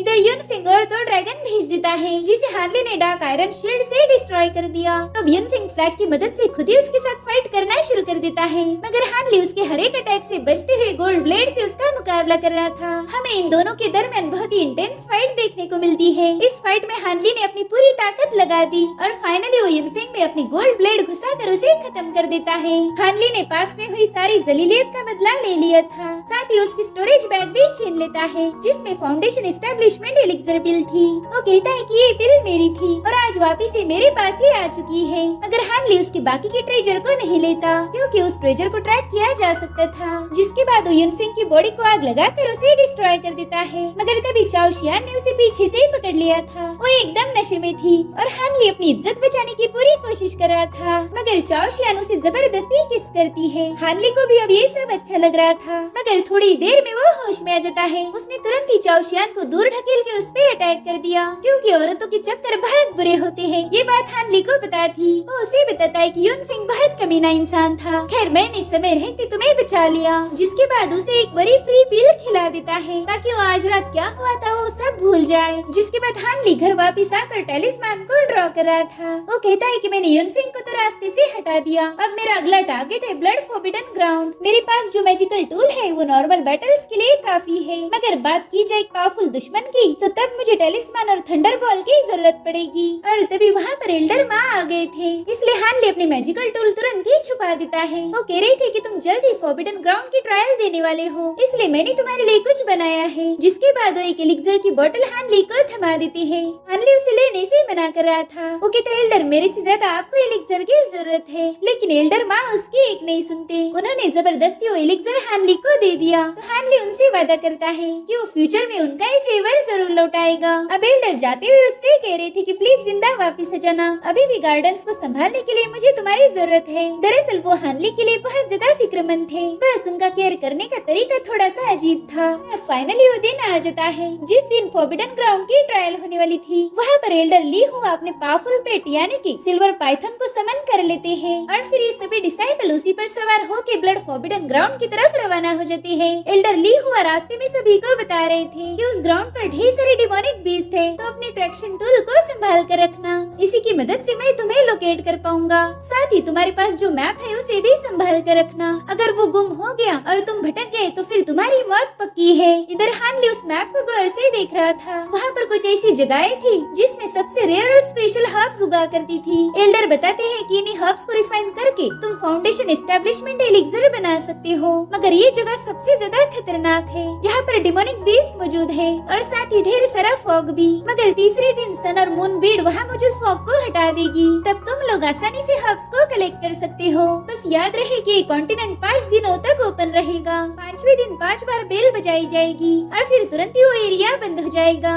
अगर गलती से तुम वहीं पर रह गए तो डरना मत, क्योंकि मैं अगले 60 सालों के बाद वहाँ पर एक चक्कर लगाने आ ही जाऊंगा। तब तक शायद तुम्हारी हड्डियाँ भी मुझे ना मिले, इसलिए वहाँ पर थोड़ा संभाल के रहो। जिसके बाद ये लोग रेगिस्तानी एरिया में पहुँच गए थे। यहाँ पर क्लियर वर्ड से एल्डर भी अपने डिसाइपल को लेकर आ चुके थे। इस एल्डर का नाम था फू युनजी। और ली हुआ से कह रहे थे कि 60 सालों पहले हमने शर्त लगाई थी और तुम उसमें आयरन एसेंस हार गए। वाकई इन 60 सालों में एसेंस मेरे बहुत काम आया है, तो चलो इस बार भी हम बेट लगाएंगे। जिस पर ली हुआ कहते हैं कि बेट को तो भूल ही जाओ, मैं दोबारा से वो गलती नहीं करूंगा। उस आयरन एसेंस को रिफाइन करने में मुझे डिकेड्स लग गए थे, अब मैं दोबारा से अपना कोई ट्रेजर दाव पर नहीं लगाऊंगा। जिस पर फू युनजी कहते कि मुझे तो पता ही नहीं था कि तुम इतने रईसजादे बन गए हो कि ब्लड ऑफ ड्रैगन कोर को भी मना करो। और ये सुनकर ली हुआ हैरान थे। फू युनजी कहते कि अगर ये कोर तुम्हारे पाइथन को खिला दो तो वो फाउंडेशन एस्टेब्लिशमेंट की लास्ट स्टेज पर पहुंच जाएगा। और फिर क्या, लालच में आकर ली हुआ शर्त लगाने के लिए तैयार हो गए। तो शर्त ऐसी थी कि इन दोनों ग्रुप्स में जो भी ग्रुप ज्यादा हब लाएगा वही इस बेट का विनर होगा। और अगर गलती से भी ये दोनों ग्रुप सेम अमाउंट में ही हब लेके आए तो फिर जीत का फैसला कितने लोग जिंदा वापिस आए इस पर किया जाएगा।